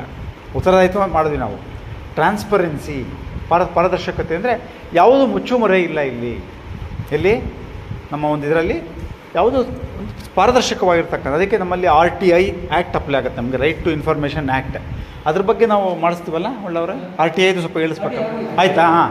ಸೊ ನಿಮಗೆ ಗೊತ್ತಿದೆ, ನಮಗೆ ರೈಟ್ ಟು ಇನ್ಫಾರ್ಮೇಷನ್ ನಮ್ಮ ಸರ್ಕಾರದ ಎಲ್ಲ ಒಂದು ಕಡತಗಳು ಎಲ್ಲವೂ ಸಹ ಅಲ್ಲಿ ಗುಟ್ಟುವಂಥದ್ದೇ ಅದು ಇಲ್ಲ, ಅದು ಸಾರ್ವಜನಿಕರು ಅದನ್ನು ತೊಗೋಬಹುದಾಗಿದೆ. ಆದ್ದರಿಂದ ಇದು ಪಾರದರ್ಶಕವಾಗಿರುವಂಥದ್ದು. ನೋಡಿ, ನೀವಾಗಲೇ ಹೇಳಿದರೆ ಐದನೇದು ಸಾರ್ವಜನಿಕರಿಗೆ ಸ್ಪಂದನಾಶೀಲರಾಗಿರತಕ್ಕದ್ದು. ತಾವೆಲ್ಲ ಅದನ್ನು ತುಂಬ ಚೆನ್ನಾಗಿ ಹೇಳಿದರೆ. ಆರನೇದು ಸಹ ಹೇಳಿದರೆ ಸಾರ್ವಜನಿಕರೊಂದಿಗೆ ಸೌಜನ್ಯ ಹಾಗೂ ವಿನಯದಿಂದ ವರ್ತಿಸತಕ್ಕದ್ದು. ನೋಡಿ, ವಿನಯದಿಂದ ಈ ಪದ ಬಂದಿರಲಿಲ್ಲ, ಸೌಜನ್ಯದೊಳಗೆ ಅದು ಸೇರಿಕೊಂಡಿದೆ, ಆದರೆ ಅದನ್ನು ಒಂದು ಪ್ರತ್ಯೇಕವಾಗಿಯೂ ಸಹ ಅವರು ಹೇಳಿದ್ದಾರೆ. ವಿನಯದಿಂದ ಅಂದಾಗ ಅಹಂಕಾರದಿಂದ ಇರಬಾರ್ದು ಅನ್ನುವಂಥದ್ದೇ ಬರುತ್ತೆ ಅಲ್ಲಿ. ಅದನ್ನು ನಾವು ಡಿಫೈನ್ ಮಾಡೋದು, ನಾವು ಅದನ್ನು ಪದಗಳಲ್ಲಿ ಡಿಫೈನ್ ಮಾಡಿದ್ರೂ ಕೂಡ ವರ್ತನೆಯಲ್ಲಿ ನಮಗೆ ಗೊತ್ತಾಗ್ಬಿಡುತ್ತೆ ಬೇರೆಯವ್ರಿಗೆ. ನಾನು ಅಹಂಕಾರದಿಂದ ವರ್ತಿಸ್ತಿದ್ದೀನ, ವಿನಯದಿಂದ ವರ್ತಿಸ್ತಿದ್ದೀನ ಅನ್ನುವಂಥದ್ದು ಸಾರ್ವಜನಿಕರಿಗೆ ಗೊತ್ತಾಗ್ಬಿಡುತ್ತೆ. ನೆಕ್ಸ್ಟು ಇದು 1, 2 ಆದಮೇಲೆ ಮೂರನೇದು, ಮೇಲ್ವಿಚಾರಣಾ ಹುದ್ದೆಯನ್ನು ಹೊಂದಿರುವ ಪ್ರತಿಯೊಬ್ಬ ಸರ್ಕಾರಿ ನೌಕರನು ತತ್ಕಾಲದಲ್ಲಿ ತನ್ನ ನಿಯಂತ್ರಣಕ್ಕೆ ಮತ್ತು ಅಧಿಕಾರಕ್ಕೆ ಒಳಪಟ್ಟಿರುವ ಎಲ್ಲ ಸರ್ಕಾರಿ ನೌಕರರ ನೀತಿ ನಿಷ್ಠೆಯನ್ನು ಮತ್ತು ಕರ್ತವ್ಯ ಶ್ರದ್ಧೆಯನ್ನು ಸುನಿಶ್ಚಿತಪಡಿಸಿಕೊಳ್ಳಲು ಸಾಧ್ಯವಿರುವ ಎಲ್ಲ ಕ್ರಮಗಳನ್ನು ತೆಗೆದುಕೊಳ್ಳತಕ್ಕದ್ದು. ಅಂದರೆ ನೀವೊಬ್ಬರು ಹೈಯರ್ ಆಫೀಸರ್ ಆಗಿದ್ರೆ ನಿಮ್ಮ ಕೆಳಗೆ ಯಾರಾದರೂ ಇದ್ದರೆ ಅವರೆಲ್ಲರೂ ಆ ಕೆಲಸಗಳನ್ನು ಮಾಡ್ತಾರೆ ಅನ್ನುವಂಥದ್ದನ್ನು ನೀವು ಖಾತ್ರಿಪಡಿಸ್ಕೋಬೇಕು. ಅದು ನನ್ನ ಜವಾಬ್ದಾರಿ. ಯಾಕೆ ನನಗೆ ಇಷ್ಟು ಜನ ಕಂಟ್ರೋಲಿಂಗಲ್ಲಿ ಬರ್ತಾರೆ, ನನಗೆ ರಿಪೋರ್ಟ್ ಮಾಡ್ಕೊಳ್ತಾರೆ ಅಂದಾಗ ಅವರಲ್ಲಿ ನಾವು ಇದನ್ನೆಲ್ಲ ಮಾಡಬೇಕು. ನಾಲ್ಕನೇದು, ಪ್ರತಿಯೊಬ್ಬ ಸರ್ಕಾರಿ ನೌಕರನು ತನ್ನ ಕರ್ತವ್ಯಗಳನ್ನು ನಿರ್ವಹಿಸುವಾಗ ಸೌಜನ್ಯಯುತವಾದ ವರ್ತನೆಯನ್ನು ಹೊಂದಿರತಕ್ಕದ್ದು. ಇದು 2ನೇ ಸಾರಿ ರಿಪೀಟ್ ಆಯಿತು, ಅದು ಭಾಳ ಇಂಪಾರ್ಟೆಂಟ್ ಅಂತೇಳಿ. ಪ್ರತಿಯೊಬ್ಬ ಸರ್ಕಾರಿ ನೌಕರನು ಸಂವಿಧಾನ ಮತ್ತು ಪ್ರಜಾಸತ್ತಾತ್ಮಕ ಮೌಲ್ಯಗಳ ಸರ್ವೋಚ್ಚತೆಗೆ ಸ್ವತಃ ಬದ್ಧನಾಗಿರತಕ್ಕದ್ದು ಮತ್ತು ಎತ್ತಿ ಹಿಡಿಯತಕ್ಕದ್ದು. ನೋಡಿ, ಕಾನ್ಸ್ಟಿಟ್ಯೂಷನ್ ಆ್ಯಂಡ್ ಡೆಮೋಕ್ರೆಟಿಕ್ ವ್ಯಾಲ್ಯೂಸ್, ಸಂವಿಧಾನ ಮತ್ತು ಪ್ರಜಾಸತ್ತಾತ್ಮಕ ಮೌಲ್ಯಗಳ ಸರ್ವೋಚ್ಚತೆ, ಅದೇ ನಮ್ಮ ಪರಮೋಚ್ಚತೆಯ ತತ್ವಗಳನ್ನು ಅದಕ್ಕೆ ಬದ್ಧನಾಗಿರಬೇಕು, ಅದನ್ನು ಎತ್ತಿ ಹಿಡಿಬೇಕು ಅಂತ. ಕಾನ್ಸ್ಟಿಟ್ಯೂಷನಲ್ ವ್ಯಾಲ್ಯೂಸ್ ಅಂತ ಏನೋ ಅಂದರೆ ನಿಮಗೆ ಗೊತ್ತಿದೆಯಲ್ಲ, ತಿಳ್ಕೊಂಡಿರಲ್ಲ, ಅದು ಸಹ ತಿಳ್ಕೊಬೇಕು ನಾವು. ಸರ್ಕಾರಿ ನೌಕರರು ಬಹಳ ಮುಖ್ಯವಾಗಿ ನಾವುಗಳೆಲ್ಲರೂ ಸಹ ಸಂವಿಧಾನ, ನಮಗೆ ಸಂವಿಧಾನದ ತತ್ವಗಳೇನು ಹೇಳುತ್ತೆ. ಎಷ್ಟೋ ಸಾರಿ ನಾವು ಸಂವಿಧಾನ ಪಾಠನ ಪಠ್ಯಪುಸ್ತಕಗಳಲ್ಲಿ ಶಾಲೆಯಲ್ಲಿ ಓದಿರ್ತೀವಿ ನಾವು, ಆದರೆ ಶಾಲೆಯಲ್ಲಿ ಓದಿ ಎಕ್ಸಾಮ್ ಬರೆದ ಮೇಲೆ ಎಷ್ಟೋ ಸಾರಿ ನಾವು ಮರ್ತೋಗಿರುತ್ತೆ. ಸಂವಿಧಾನದ ಮತ್ತೊಂದು ಸರಿ ನಾವನ್ನು ಓದಬೇಕಾಗತ್ತೆ. ಸಂವಿಧಾನದ ಮೌಲ್ಯಗಳು ಯಾವುವು, ಡೆಮೊಕ್ರೆಟಿಕ್ ವ್ಯಾಲ್ಯೂಸ್ ಯಾವುದು, ಅದರದ್ದು ಒಂದು ಮುಖ್ಯವಾಗಿರುವಂಥದ್ದು ಏನು ಅನ್ನುವಂಥದ್ದನ್ನು ನಾವು ತಿಳ್ಕೊಬೇಕಾಗತ್ತೆ. ಎರಡನೇದು, ಭಾರತದ ಸಾರ್ವಭೌಮತ್ವ ಮತ್ತು ಅಖಂಡತೆ, ರಾಷ್ಟ್ರದ ಭದ್ರತೆ, ಸಾರ್ವಜನಿಕ ಸುವ್ಯವಸ್ಥೆ, ಸಭ್ಯತೆ ಮತ್ತು ನೈತಿಕತೆಯನ್ನು ಸಮರ್ಥಿಸತಕ್ಕದ್ದು ಮತ್ತು ಎತ್ತಿ ಹಿಡಿಯತಕ್ಕದ್ದು. ನೋಡಿ, ಸರ್ಕಾರಿ ನೌಕರನಾಗಿ ನಾವು ಸಾರ್ವಭೌಮತ್ವವನ್ನು, ನಮ್ಮ ದೇಶದ ಸಾರ್ವಭೌಮತ್ವ, ಅಖಂಡತ್ವ, ರಾಷ್ಟ್ರದ ಭದ್ರತೆ, ಸಾರ್ವಜನಿಕ ಸುವ್ಯವಸ್ಥೆ, ಸಭ್ಯತೆ ಮತ್ತು ನೈತಿಕತೆ, ಎಷ್ಟು ಪದಗಳು ನೋಡಿ, ಎಷ್ಟು ಇದಾವೆ. ಅವನ್ನು ಸಮರ್ಥಿಸಬೇಕು ಮತ್ತು ಎತ್ತಿ ಹಿಡಿಬೇಕು. ಮೂರನೇದು, ಸಾರ್ವಜನಿಕ ಹಿತದೃಷ್ಟಿಯಿಂದ ಮಾತ್ರವೇ ನಿರ್ಧಾರಗಳನ್ನು ತೆಗೆದುಕೊಳ್ಳತಕ್ಕದ್ದು. all our decisions as public servant or government servant is in accordance with the interests of public. ಅದು ಮುಂದುವರೆದು ಹೇಳ್ತಾರೆ, ಮತ್ತು ಸಾರ್ವಜನಿಕ ಸಂಪನ್ಮೂಲಗಳನ್ನು ಸಮರ್ಥವಾಗಿ, ಪರಿಣಾಮಕಾರಿಯಾಗಿ ಹಾಗೂ ಮಿತವ್ಯಯಕಾರವಾಗಿ ಬಳಸತಕ್ಕದ್ದು ಅಥವಾ ಬಳಸುವಂತೆ ಮಾಡತಕ್ಕದ್ದು. ನೋಡಿ, ನಾವು ಇದು ಭಾಳ ಮುಖ್ಯವಾಗಿರೋಂಥದ್ದು. ಸಂಪನ್ಮೂಲ ಏನಿದೆಯಲ್ಲ, ಸಾರ್ವಜನಿಕರ ಸಂಪನ್ಮೂಲ ಹಣ. ನನ್ನ ಹತ್ರ ಹಣ ಇದೆ, ಹಣ ಅದೇ ಸರ್ಕಾರಿ ನೌಕರನಾಗಿ ನನಗೆ ಒಂದಷ್ಟು ಫಂಡ್ಸ್ ರಿಲೀಸ್ ಆಗಿದೆ ಅಂದರೆ, ನನ್ನ ಇಲಾಖೆಗೆ, ನನ್ನ ಕಚೇರಿಗೆ, ಅದಕ್ಕೆ ನನಗೆ ಒಂದು ಬಾಧ್ಯಸ್ಥನಾಗಿದೆ ಅಂದಾಗ ಅದನ್ನು ನಾನು ವಿನಿಯೋಗ ಮಾಡಬೇಕಾದ್ರೆ, ವೆಚ್ಚ ಮಾಡಬೇಕಾದ್ರೆ ಈ ಎಲ್ಲವನ್ನು ಸಹ ಇಟ್ಕೋಬೇಕಾಗತ್ತೆ. ಬಹಳ ಜವಾಬ್ದಾರಿಯಿಂದ ಸಮರ್ಥವಾಗಿ ಫಂಡ್ಸ್ನ ಯುಟಿಲೈಸ್ ಮಾಡಬೇಕು, ಪರಿಣಾಮಕಾರಿಯಾಗಿ ಮಾಡಬೇಕು, ಮಿತವ್ಯಯಕಾರಿಯಾಗಿ ಸಹ ಸಾರ್ವಜನಿಕರ ಹಣವನ್ನು ಮಿತವ್ಯಯಕಾರಿಯಾಗಿ ಬಳಸಬೇಕು. ಎಕನಾಮಿಕಲ್, ಬಳಸತಕ್ಕದ್ದು ಮತ್ತು ಬಳಸುವಂತೆ ಮಾಡತಕ್ಕದ್ದು. ನೋಡಿ, ಎರಡೂ ಇದೆ. ಅಲ್ಲಿ ನಾನೂ ಬಳಸಬೇಕು, ಬೇರೆಯವರು ಬಳಸೋ ಥರ ನಾನು ನೋಡ್ಕೋಬೇಕು. ನಾನು ಆರ್ಡರ್ಸ್ ಇಶ್ಯೂ ಮಾಡ್ತೀನಿ ಅಥವಾ ಇನ್ನೊಂದು ಏನಾದರೂ ಸರ್ಕ್ಯುಲರ್ಸ್ ಮೆಮೋಸ್ ಇಶ್ಯೂ ಮಾಡ್ತೀನಿ ಬೇರೆ ಇಲಾಖೆಗೆ, ಬೇರೆ ಇದಕ್ಕೆ ಅಂದಾಗ ಇದು ಸಹ ನನ್ನ ಗಮನದಲ್ಲಿರಬೇಕು. ನನಗೆ ಬರೋಂತಹ ಒಂದು ಹಣ, ಸರ್ಕಾರದಲ್ಲಿರುವಂತಹ ಅಪ್ರೂವ್ ಆಗಿರತಕ್ಕಂಥ ಬಜೆಟನ್ನು, ಅದನ್ನು ವೆಚ್ಚ ಮಾಡಲಿಕ್ಕೆ ಸಂಬಂಧಪಟ್ಟಂಥ ಡೈರೆಕ್ಷನ್ಸನ್ನು ನಾನು ಕೊಡ್ತೀನಿ, ನಮ್ಮ ಇಲಾಖೆಯಿಂದ, ನಮ್ಮ ಕಚೇರಿಯಿಂದ ಕೊಡ್ತೀನಿ. ಅದನ್ನು ಹೊಡೆಸುವಂತಹ ಅಧಿಕಾರ, ಕೇಸ್ ವರ್ಕರ್ ಆಗಿದ್ದೀನಿ, ನಾನು ಅಧಿಕಾರಿ ಆಗಿದ್ದೀನಿ ಅಂದರೆ ಇದನ್ನು ನಾವು ನೆನಪಿನಾಗ ಇಟ್ಕೋಬೇಕು. ನಾನು ಬರೆದಿರೋಂಥ ಒಂದು ಗೈಡ್ಲೈನ್ಸ್ ಏನಿದೆ ಅದಕ್ಕೆ ತಕ್ಕಂಗಿದೆಯಾ ಅನ್ನುವಂಥದ್ದು. ತನ್ನ ಸಾರ್ವಜನಿಕ ಕರ್ತವ್ಯಗಳಿಗೆ ಸಂಬಂಧಿಸಿದ ಯಾವುದೇ ಖಾಸಗಿ ಹಿತಾಸಕ್ತಿಯನ್ನು ಘೋಷಿಸತಕ್ಕದ್ದು ಮತ್ತು ಸಾರ್ವಜನಿಕ ಹಿತಾಸಕ್ತಿಯನ್ನು ಸಂರಕ್ಷಿಸುವಂತಹ ರೀತಿಯಲ್ಲಿ ಯಾವುದೇ ಬಿಕ್ಕಟ್ಟುಗಳನ್ನು ಪರಿಹರಿಸಲು ಕ್ರಮ ತೆಗೆದುಕೊಳ್ಳತಕ್ಕದ್ದು. ನೋಡಿ, ಸಾರ್ವಜನಿಕ ಕರ್ತವ್ಯಗಳಿಗೆ ಸಂಬಂಧಿಸಿದಂತೆ ಯಾವುದೇ ಖಾಸಗಿ ಹಿತಾಸಕ್ತಿಯನ್ನು ಘೋಷಿಸತಕ್ಕದ್ದು ಮತ್ತು ಸಾರ್ವಜನಿಕ ಹಿತಾಸಕ್ತಿಯನ್ನು ಸಂರಕ್ಷಿಸುವಂತಹ ರೀತಿಯಲ್ಲಿ ಯಾವುದೇ ಬಿಕ್ಕಟ್ಟುಗಳನ್ನು ಪರಿಹರಿಸಲು ಕ್ರಮ ತೆಗೆದುಕೊಳ್ಳತಕ್ಕದ್ದು. ಅಂದರೆ ಖಾಸಗಿ ಹಿತಾಸಕ್ತಿ ಇಂಪಾರ್ಟೆಂಟ್ ಅಲ್ಲ ನಮಗೆ, ಯಾರೋ ಒಬ್ಬರದ್ದು ಇಂಟ್ರೆಸ್ಟನ್ನು ನಾವು ನೋಡೋ ಹಾಗಿಲ್ಲ. ಸೊ ನಾವು ಸಾರ್ವಜನಿಕ ಹಿತವನ್ನು ಒಬ್ಬರಿಗೆ ಅನುಕೂಲ ಮಾಡೋಕ್ಕೆ ಹೋದರೆ ಏನಾಗುತ್ತೆ, ಬಹಳಷ್ಟು ಜನಕ್ಕೆ ತೊಂದರೆ ಆಗುತ್ತೆ. ಸೊ ಅದಕ್ಕೆ ನಾವು ಪಬ್ಲಿಕ್ ಇಂಟ್ರೆಸ್ಟ್ ನಮ್ಮದು ಬಹಳ ಮುಖ್ಯವಾಗಿರುವಂಥದ್ದು. ತನ್ನ ಪದೀಯ ಕರ್ತವ್ಯಗಳ ನಿರ್ವಹಣೆಯಲ್ಲಿ ತನ್ನ ಮೇಲೆ ಪ್ರಭಾವ ಬೀರುವ ಯಾರೇ ವ್ಯಕ್ತಿ ಅಥವಾ ಯಾವುದೇ ಸಂಸ್ಥೆಯ ಯಾವುದೇ ಹಣಕಾಸು ಅಥವಾ ಇತರ ಆಮಿಷಗಳಿಗೆ ತಾನು ಒಳಗಾಗತಕ್ಕದ್ದಲ್ಲ. ಇದು ನಿಮಗೆ ಸ್ಪಷ್ಟವಾಗಿ ಅರ್ಥ ಆಗುತ್ತೆ. ನಾಗರಿಕ ಸೇವಾ ನೌಕರನಾಗಿ ತನ್ನ ಅಧಿಕಾರವನ್ನು ದುರುಪಯೋಗಪಡಿಸಿಕೊಳ್ಳತಕ್ಕದ್ದಲ್ಲ ಮತ್ತು ಸ್ವಂತಕ್ಕಾಗಿ, ತನ್ನ ಕುಟುಂಬಕ್ಕಾಗಿ ಅಥವಾ ತನ್ನ ಸ್ನೇಹಿತರಿಗಾಗಿ ಹಣಕಾಸು ಅಥವಾ ಬಹುಮುಖ್ಯ ಪ್ರಯೋಜನಗಳನ್ನು ದೊರಕಿಸಿಕೊಡುವ ಉದ್ದೇಶದಿಂದ ನಿರ್ಧಾರಗಳನ್ನು ತೆಗೆದುಕೊಳ್ಳತಕ್ಕದ್ದಲ್ಲ. ನಮ್ಮ ಫ್ಯಾಮಿಲಿಗೆ, ಫ್ರೆಂಡ್ಸ್ಗೆ, ಇವರು ಯಾರಿಗೂ ಸಹ ಸಹಾಯ ಆಗೋ ರೀತಿಯಲ್ಲಿ ನಾನು ಸರ್ಕಾರಿ ನೌಕರನಾಗಿ ನನ್ನ ಸರ್ಕಾರಿ ವ್ಯವಸ್ಥೆಯನ್ನು ದುರುಪಯೋಗಪಡಿಸ್ಕೊಳ್ಳಿಕ್ಕೆ ನನಗೆ ಯಾವುದೇ ಅವಕಾಶ ಇಲ್ಲ. ನನಗೆ ನನಗೆ ಒಂದು ಜವಾಬ್ದಾರಿ ಇರುತ್ತೆ, ಅದನ್ನು ಮಿಸ್ಯೂಸ್ ಆಗಂಗಿಲ್ಲ, ದುರುಪಯೋಗ ಆಗಂಗಿಲ್ಲ ಅನ್ನೋದು. ನಾಗರಿಕ ಸೇವಾ ನೌಕರನಾಗಿ ತನ್ನ ಅಧಿಕಾರವನ್ನು ದುರುಪಯೋಗಪಡಿಸಿಕೊಳ್ಳತಕ್ಕದ್ದು ಇದಾಯ್ತದು. ಅರ್ಹತೆಯ ಆಧಾರದ ಮೇಲೆ ಮಾತ್ರವೇ ಆಯ್ಕೆಗಳನ್ನು ಮಾಡತಕ್ಕದ್ದು ನಿರ್ಣಯಗಳನ್ನು ತೆಗೆದುಕೊಳ್ಳತಕ್ಕದ್ದು ಮತ್ತು ಶಿಫಾರಸುಗಳನ್ನು ಮಾಡತಕ್ಕದ್ದು. ನೋಡಿ, ಮೋಸ್ಟ್ ಇಂಪಾರ್ಟೆಂಟ್ ಇದು. ಕೇಸ್ ವರ್ಕರ್ಸ್ ಆಗಿ ನಾವು ಶಿಫಾರಸನ್ನು ಮಾಡಬೇಕು. ಒಂದು ಪತ್ರ ಬರುತ್ತೆ, ಆ ಪತ್ರವನ್ನು ಒಕ್ಕಣೆಯನ್ನು ಓದಿ ಆ ಪತ್ರ ಏನಾಗಬೇಕು ಅಂತ ಮಾಡಿ ನೀವು ಕಡತದಲ್ಲಿ ನೀವು ರೆಕಮೆಂಡೇಷನನ್ನು ಮಾಡ್ತೀರಾ. ಮಾಡ್ಬೇಕಾದ್ರೆ ಇದು ಇಂಪಾರ್ಟೆಂಟ್, ಇದನ್ನು ನೀವು ನೆನಪಿನಾಗ ಇಟ್ಕೋಬೇಕು. ಏನು? ಅರ್ಹತೆಯ ಆಧಾರದ ಮೇಲೆ ಆ ಪತ್ರದಲ್ಲಿ ನೀವೇನು ರೆಕಮೆಂಡ್ ಮಾಡ್ತೀರಾ ಅದರಲ್ಲಿ ಆ ಮೆರಿಟ್ ಇದೆಯಾ, ಅರ್ಹತೆ ಇದೆಯಾ, ಆಯ್ಕೆಗಳನ್ನು ಮಾಡಬೇಕಾದ್ರೆ ಅದಕ್ಕೆ ತಕ್ಕಂತಹ ಒಂದು ಡಿಸಿಷನನ್ನು ತೊಗೋಬೇಕಾದ್ರೆ, ನಿರ್ಣಯ ತೊಗೋಬೇಕಾದ್ರೆ, ಶಿಫಾರಸು ಮಾಡಬೇಕಾದ್ರೆ ಅರ್ಹತೆಯ ಆಧಾರದ ಮೇಲೆ ಅದು ಸಾರ್ವಜನಿಕ ಹಿತದ ಅರ್ಹತೆ ಇದೆಯಾ ಅನ್ನುವಂಥದ್ದನ್ನು ನಾವು ನೋಡಬೇಕು. ನ್ಯಾಯಸಮ್ಮತವಾಗಿ ಮತ್ತು ನಿಷ್ಪಕ್ಷಪಾತದಿಂದ ಕಾರ್ಯನಿರ್ವಹಿಸತಕ್ಕದ್ದು ಹಾಗೂ ಯಾವುದೇ ವ್ಯಕ್ತಿಯ ಅಥವಾ ಪಕ್ಷದ ವಿರುದ್ಧ ತಾರತಮ್ಯ ಮಾಡತಕ್ಕದ್ದಲ್ಲ. 9ನೇದು, ಯಾವುದೇ ಕಾನೂನು ನಿಯಮಗಳು, ವಿನಿಯಮಗಳು ಮತ್ತು ಸ್ಥಾಪಿತ ಪದ್ಧತಿಗಳಿಗೆ ವಿರುದ್ಧವಾಗಿರುವ ಅಥವಾ ವಿರುದ್ಧವಾಗಿರಬಹುದಾದ ಯಾವುದೇ ಕಾರ್ಯ ಮಾಡುವುದನ್ನು ನಿರ್ಬಂಧಿಸತಕ್ಕದ್ದು. ಭಾಳ ಮುಖ್ಯವಾಗಿ ಯಾವುದೇ ಕಾನೂನು ನಿಯಮಗಳು ಮತ್ತು ನಮ್ಮದೇನು ಸೆಟ್ ರೂಲ್ಸ್ ಏನಿರುತ್ತಲ್ಲ ಅದಕ್ಕೆ ವಿರುದ್ಧವಾಗಿ ಏನು ಮಾಡೋಂಗಿಲ್ಲ. ಸರ್ಕಾರದ ಒಂದು ಸೆಟ್ ರೂಲ್ಸ್ ಇರುತ್ತೆ, ಅದನ್ನು ತಿಳ್ಕೋಬೇಕು. ಅದಕ್ಕೆ ವಿರುದ್ಧವಾಗಿರೋಂಥದ್ದನ್ನು ಯಾವುದನ್ನು ನಾವು ಮಾಡೋದನ್ನು ನಿರ್ಬಂಧಿಸಬೇಕು. ತನ್ನ ಕರ್ತವ್ಯಗಳನ್ನು ನಿರ್ವಹಿಸುವಲ್ಲಿ ಶಿಸ್ತನ್ನು ಕಾಪಾಡಿಕೊಳ್ಳತಕ್ಕದ್ದು ಮತ್ತು ತನಗೆ ಯುಕ್ತವಾಗಿ ತಿಳಿಸಲಾದ ಕಾನೂನುಬದ್ಧ ಆದೇಶಗಳನ್ನು ಜಾರಿಗೊಳಿಸಲು ಬದ್ಧನಾಗಿರತಕ್ಕದ್ದು. ಇದು ನೀವೇ ಹೇಳಿದರೆ ಇದನ್ನೆಲ್ಲ. ಸೊ ಇದೆಲ್ಲ ಹೋಗೋತಿನ್ನು ತುಂಬ ಜಾಸ್ತಿ ಇದೆ. ಇದರಲ್ಲಿ ಕೆಲವು ನಮ್ಮ ಇದಕ್ಕೆ ಬರೋ ಅಂಥದ್ದು, ಇದನ್ನು ನೀವು ಓದ್ಕೊಳ್ಳಿ, ನೀವು ಇದರಲ್ಲಿ ಸಿಕ್ಕತ್ತೆ. ಸಾಮಾನ್ಯ ತತ್ವಗಳು ಅಂತಿದೆ, ನಾನು ಇದರಲ್ಲಿ ಮುಖ್ಯವಾಗಿರೋ ಅಂಥದ್ದು ತುಂಬ ಸಂಕ್ಷಿಪ್ತವಾಗಿರೋದು ಮಾತ್ರ ಹೇಳ್ತೀನಿ, ತುಂಬ ದೊಡ್ಡದಾಗಿರೋ ಅಂಥದ್ದು ತಾವೇ ಓದ್ಕೋಬೋದು. 12ನೇದು ನೋಡಿ, ಅತ್ಯುನ್ನತ ಮಟ್ಟದ ನೈಪುಣ್ಯತೆಯಿಂದ ಹಾಗೂ ತನ್ನ ಗರಿಷ್ಠ ಸಾಮರ್ಥ್ಯದ ವೃತ್ತಿಪರತೆಯಿಂದ ತನ್ನ ಕರ್ತವ್ಯಗಳನ್ನು ಪಾಲಿಸತಕ್ಕದ್ದು ಹಾಗೂ ನಿರ್ವಹಿಸತಕ್ಕದ್ದು. ನೈಪುಣ್ಯತೆಯನ್ನು ನಾವು ಹೊಂದಿರಬೇಕು. Continuously we have to update or upgrade our skills. ನಮಗೆ ಗೊತ್ತಿಲ್ಲ, ಕಂಪ್ಯೂಟರ್ ಸ್ಕಿಲ್ಸ್ ಇರ್ಬೋದು, ತಮಗೆಲ್ಲರಿಗೂ ಕಂಪ್ಯೂಟರ್ ಸ್ಕಿಲ್ಸ್ ಎಲ್ಲ ಇರುತ್ತೆ, ಕಮ್ಯುನಿಕೇಷನ್ ಸ್ಕಿಲ್ಸ್ ಇರ್ಬೋದು, ಇಂಟರ್ಪರ್ಸನಲ್ ರಿಲೇಷನ್ಶಿಪ್ಸ್ ಇರ್ಬೋದು, ಇವೆಲ್ಲವೂ ಸಹ ನಾವು ಅಥವಾ ನಮ್ಮ ಒಂದು ಕೆಲಸಕ್ಕೆ ಬೇಕಾದಂಥ ಒಂದೊಂದು ಕೆಲಸಕ್ಕೆ ಒಂದೊಂದು ಸೆಕ್ಷನ್ಗೆ ಒಂದೊಂದು ನೈಪುಣ್ಯತೆ ಬೇಕಾಗುತ್ತೆ. ನಿಮಗೆ ಮಾನ್ಯ ಆಯುಕ್ತರ ಕಚೇರಿಯಲ್ಲಿ ನಿಮಗೆ ಒಂದೊಂದು ವಿಭಾಗದಲ್ಲಿ ಒಂದೊಂದು ನೈಪುಣ್ಯತೆ ಬೇಕಾಗುತ್ತೆ. ಸೊ ಅದಕ್ಕೆ ತಕ್ಕಂಥ ಒಂದು ನೈಪುಣ್ಯತೆಯನ್ನು ನಾವು ಸಪೋಸ್ ನಾವು ಹೊಸದಾಗಿ ಹೋಗ್ಬೋದು, ಆದರೆ ಸ್ವಲ್ಪ ದಿವಸದಲ್ಲಿ ನಾವು ಅದನ್ನು ಪಿಕಪ್ ಮಾಡ್ಕೋಬೇಕಾಗತ್ತೆ. ನನಗೆ ಬರಲ್ಲ ಅಂತ ಹೇಳಾಗಿಲ್ಲ. ಸೊ ಅದನ್ನು ನಾವು ಹೇಳಲಾಗ್ತದೆ.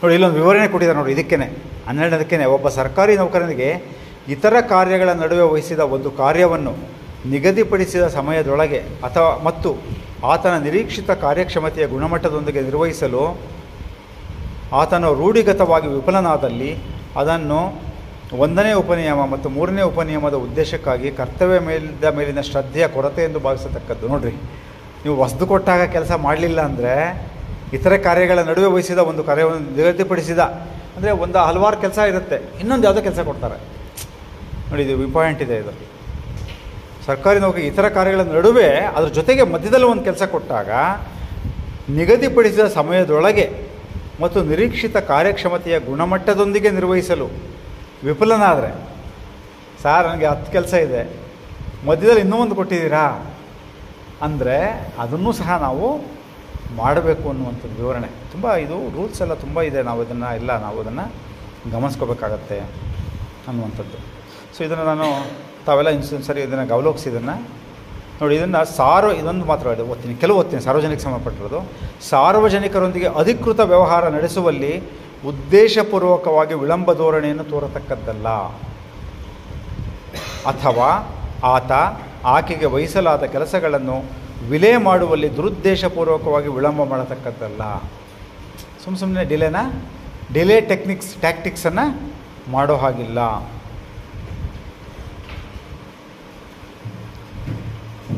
ಇದೊಂದು ಸರಿ ಓದ್ಕೊಳ್ರಿ, ಇದನ್ನೆಲ್ಲ ಚೆನ್ನಾಗಿದೆ ಅದು.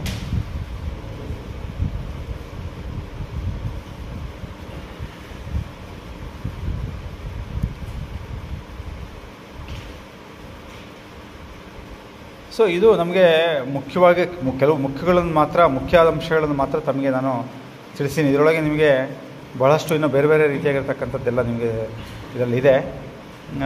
ನೀವು ಇವುಗಳನ್ನ ನೀವು ಒಂದು ಸ್ವಲ್ಪ ಈ ರೂಲ್ಸನ್ನು ಸ್ವಲ್ಪ ಒಂದು ಸಾರಿ ಓದಿದರೆ ಅರ್ಥ ಆಗಲ್ಲ, ಅದನ್ನು ಒಂದು 2-3 ಸರಿ ನಾವು ಇದನ್ನು ಗಮನಿಸ್ಬೇಕಾಗತ್ತೆ ಅಂತ. ಇದರಲ್ಲಿ ಇನ್ನೇನಾದರೂ ಹೇಳ್ತೀರಾ? ಇದುವರೆಗೂ ಏನೇನು ಕವರ್ ಆಯಿತು ನಿಮ್ಗೆ ಇವಾಗ?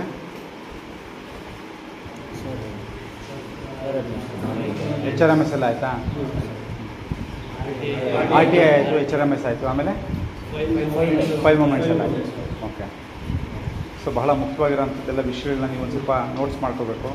ಆಮೇಲೆ ನಾವು ನಿಮಗೆ ಹೇಳೋದೇನು ಅಂದರೆ ಸ್ವಲ್ಪ ನೀವು ಕನ್ನಡ ಬರವಣಿಗೆಯನ್ನು ಸಹ ನೀವು ಬರವಣಿಗೆ, ಓದು, ಪದಗಳ ಒಂದು ಸಂಗ್ರಹ, ಪದ ಸಂಪತ್ತು, ಮತ್ತು ನಮ್ಮ ಗೌರ್ಮೆಂಟ್ ಸರ್ಕಾರಿ ನಿಯಮಗಳಲ್ಲಿ ಒಂದು ಪದ ಸಂಪತ್ತಿದೆ, ಒಂದು ಕೆಲವು ಪದಗಳು ಅಲ್ಲಿ ನಮ್ಮಲ್ಲೇ ಬಳಕೆ ಮಾಡುವಂಥದ್ದು. ಆ ಒಂದು ಪದಗಳನ್ನು ಸಹ ನಾವು ಅರ್ಥ ಮಾಡ್ಕೋಬೇಕಾಗತ್ತೆ. ಆಮೇಲೆ ಸರ್ಕಾರಿ ನೌಕರಿ ಸಂಬಂಧಪಟ್ಟಂತೆ ಒಂದು ಪುಸ್ತಕನೂ ಸಿಗುತ್ತೆ ನಿಮಗೆ, ಅದು ಕಚೇರಿ ಕೈಪಿಡಿ ಎಲ್ಲ ಸಿಗುತ್ತೆ. ಅದು ನಿಮ್ಗೆ ಸಿಕ್ಕಿದೆಯಾ? ಸಿಕ್ಕಿದೆ. ಸೊ ಅದನ್ನು ಒಂದು ಸರಿ ಎಲ್ಲ ತಾವೆಲ್ಲ ಅವಲೋಕನ ಮಾಡಿರಿ.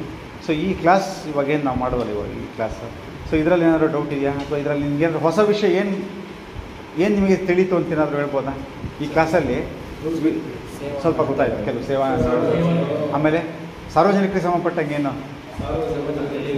ಹೆಂಗಿರ್ಬೇಕನ್ನೋದು ಸ್ವಲ್ಪ ವಿಷಯ ಗೊತ್ತಾಯ್ತಲ್ವಾ? ಸ್ವಲ್ಪ ನಾವು ಹೇಗೆ ಸೌಜನ್ಯದಿಂದ ಇರಬೇಕು, ಯಾವ ರೀತಿಯಲ್ಲಿ ನಾವು ಸಭ್ಯತೆಯಿಂದ, ಕರ್ತವ್ಯಪರತೆಯಿಂದ ಕೆಲಸ ಮಾಡಬೇಕು.